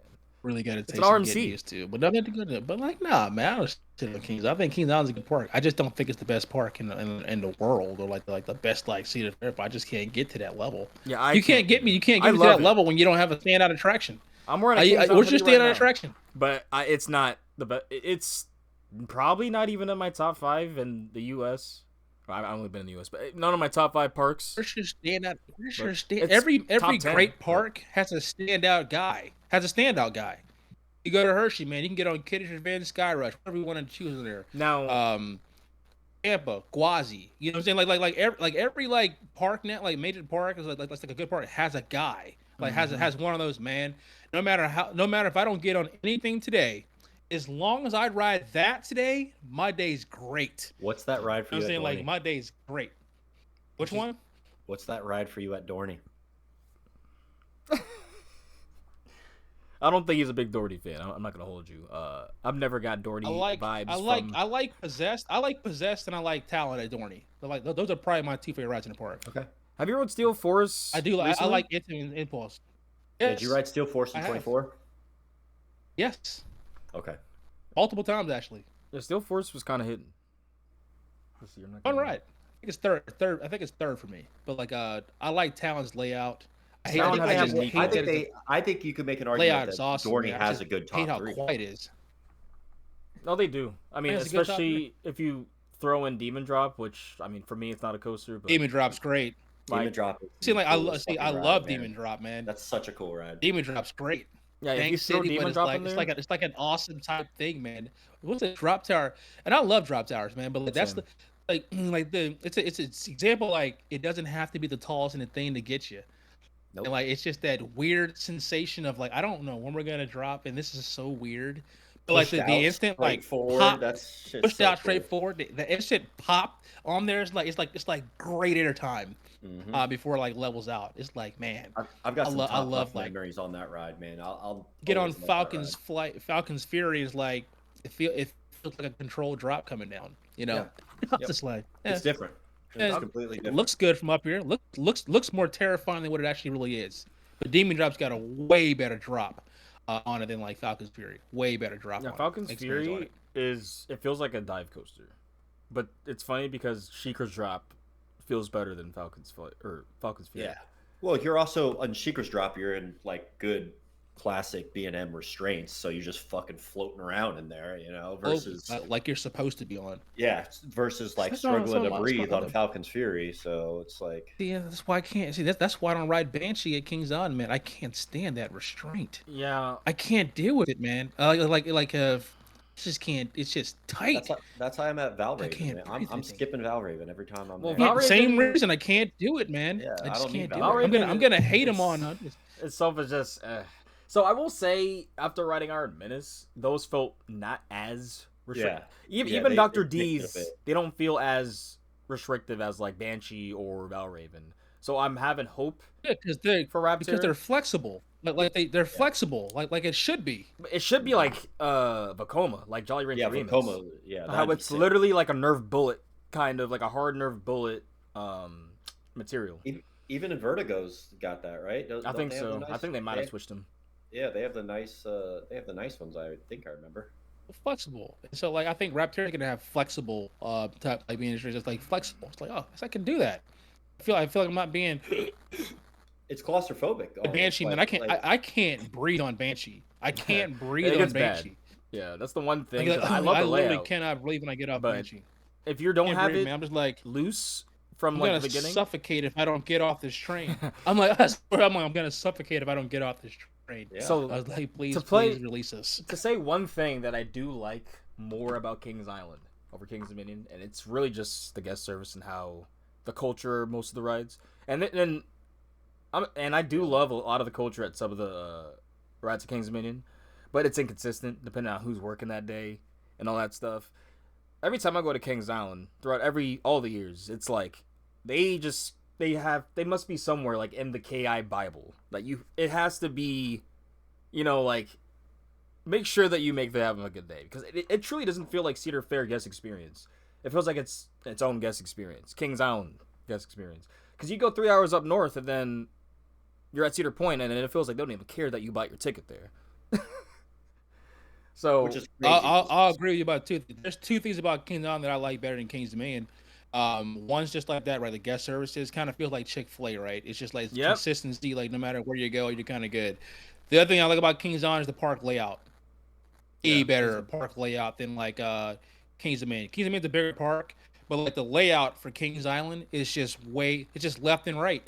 Yeah, I love that. It's just like you just walk down and then it's like International Street, and then like you get the left side, the right side, and that's it. It's like, while I don't like the fact that it doesn't have any symbols of trees or shade, but it's just it's easy to map. It's like, okay, on the left side you got the Bat, then that runs into Banshee, that runs into Racer, that runs into Flight of Fear, that runs into Orion.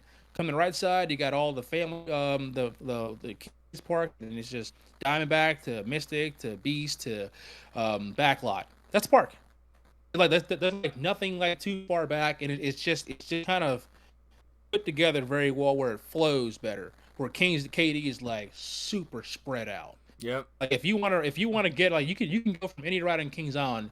I think you can go from Orion, and like if you want to go ride the beach, it's like less than 5 minutes. Same thing for like any other. If you want to ride I-305, and then go ride Twisted Timbers, it's a 10-minute walk. It's like a 10 to 15 minute walk, like just to get over there. That was kind of hard to find there, though. I can't lie. That's the only one that's like that makes no goddamn sense. Of like, what are we doing here? It is the most ridiculous thing in the world. Like, and then if you want to go home after that, you have to walk all the way through the park, because both of those parks are at the back end of the park. Both those rides. Why did they put the bat so far back there like that? I don't understand why they did that on a terrain, like a terrain suspended. I mean, it's back there. Yeah. I mean, like the sign is right there, the front in the action zone. chilling by the sun's in the action zone, right next to the drop tower. But the ride is like another 1.5 miles to the left.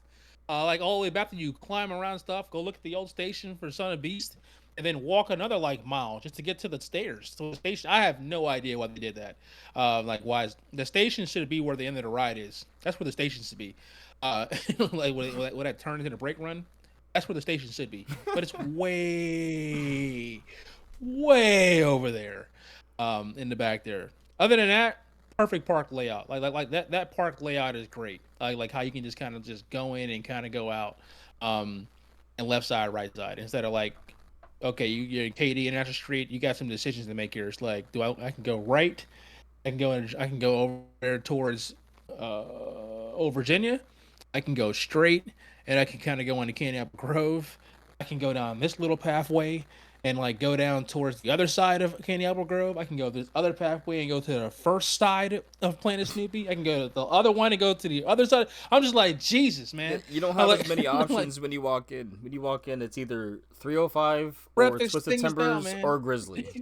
That's what you're choosing. Spread this park out, man. I was like, why spread this park out like this, man? Then you go to Joan Lesson, it's like everything's compact. Honestly, though, but, put something in the middle, and then you actually have a fork now, so you can actually like decide, okay, am I going left, right, or middle? I hate that layout. Water park's the same way too, man. You got this huge water park at Kings Dominion, huge, massive water park, and it's double sided, and it's like, oh, this is cool. Then you walk underneath Racer, and then it's like, welcome to another 25 acres back here. Here's the first wave pool in the first section. Go walk another mile back there, get to the other wave pool. Walk another mile back there, get to the food. It's like so spread out. I took my girl back there to the water park one day. We were standing in the lighthouse landing, their new massive like kids section on the water sledding, and she looked up. She goes, "Where are we?" And I said, she said, "Just look for the Eiffel Tower," and she turned like, "It's way over there." I'm like, "Yeah, that's where we are." She's like, "Why is this water park so big?" Yeah, they threw the water park. They just bled it underneath Racer and say, "All right, fuck it. Like, we're just gonna keep building back here." Like, we have all this land. I get it. Like, that's Katie's business, man. Like that water park is like their main business. Like there's like 10,000 people in that water park, and during the summertime, and then the dry park might have like 10,000 people in it, spread across the whole thing. I couldn't believe that, to be honest. I was there during the heat unbelievable on after July 4th this year. We had some friends like dying with us, and yeah, the park was fucking empty. It looks empty until you walk into the water park. And then it was 106 degrees, and Twisted Timber and I-305's wheels were like fucking smoking. Ooh, those are good days right there. I'll have to ride those. No, I was saying. Then you go to the water park. There's like 15,000 people back there. Yeah. And then like everything's kind of like a walk on to the park until like 7 o'clock. That's when the water park closes. Then the park gets busy for the last like 3 hours. It's like, where do these weight come from? All 15,000 people that were hanging out in Stoke City. It's just like the water park's closed because like there's no water park in Virginia, in that part of Virginia area that's nearby until next year. They're building this massive water park, indoor facility, all that kind of stuff on the way to Kazimine. It's like 16 miles in the park. They're building a whole new like water park complex. And that's why they're beefing up between Fredericksburg and Richmond. And that's why they're beefing up the main park. Yes, park. Because that water park is gonna take some businesses because Soak City was like the whole reason to go to Kings Dominion for locals. Like go get wet. Now they can do this indoor park.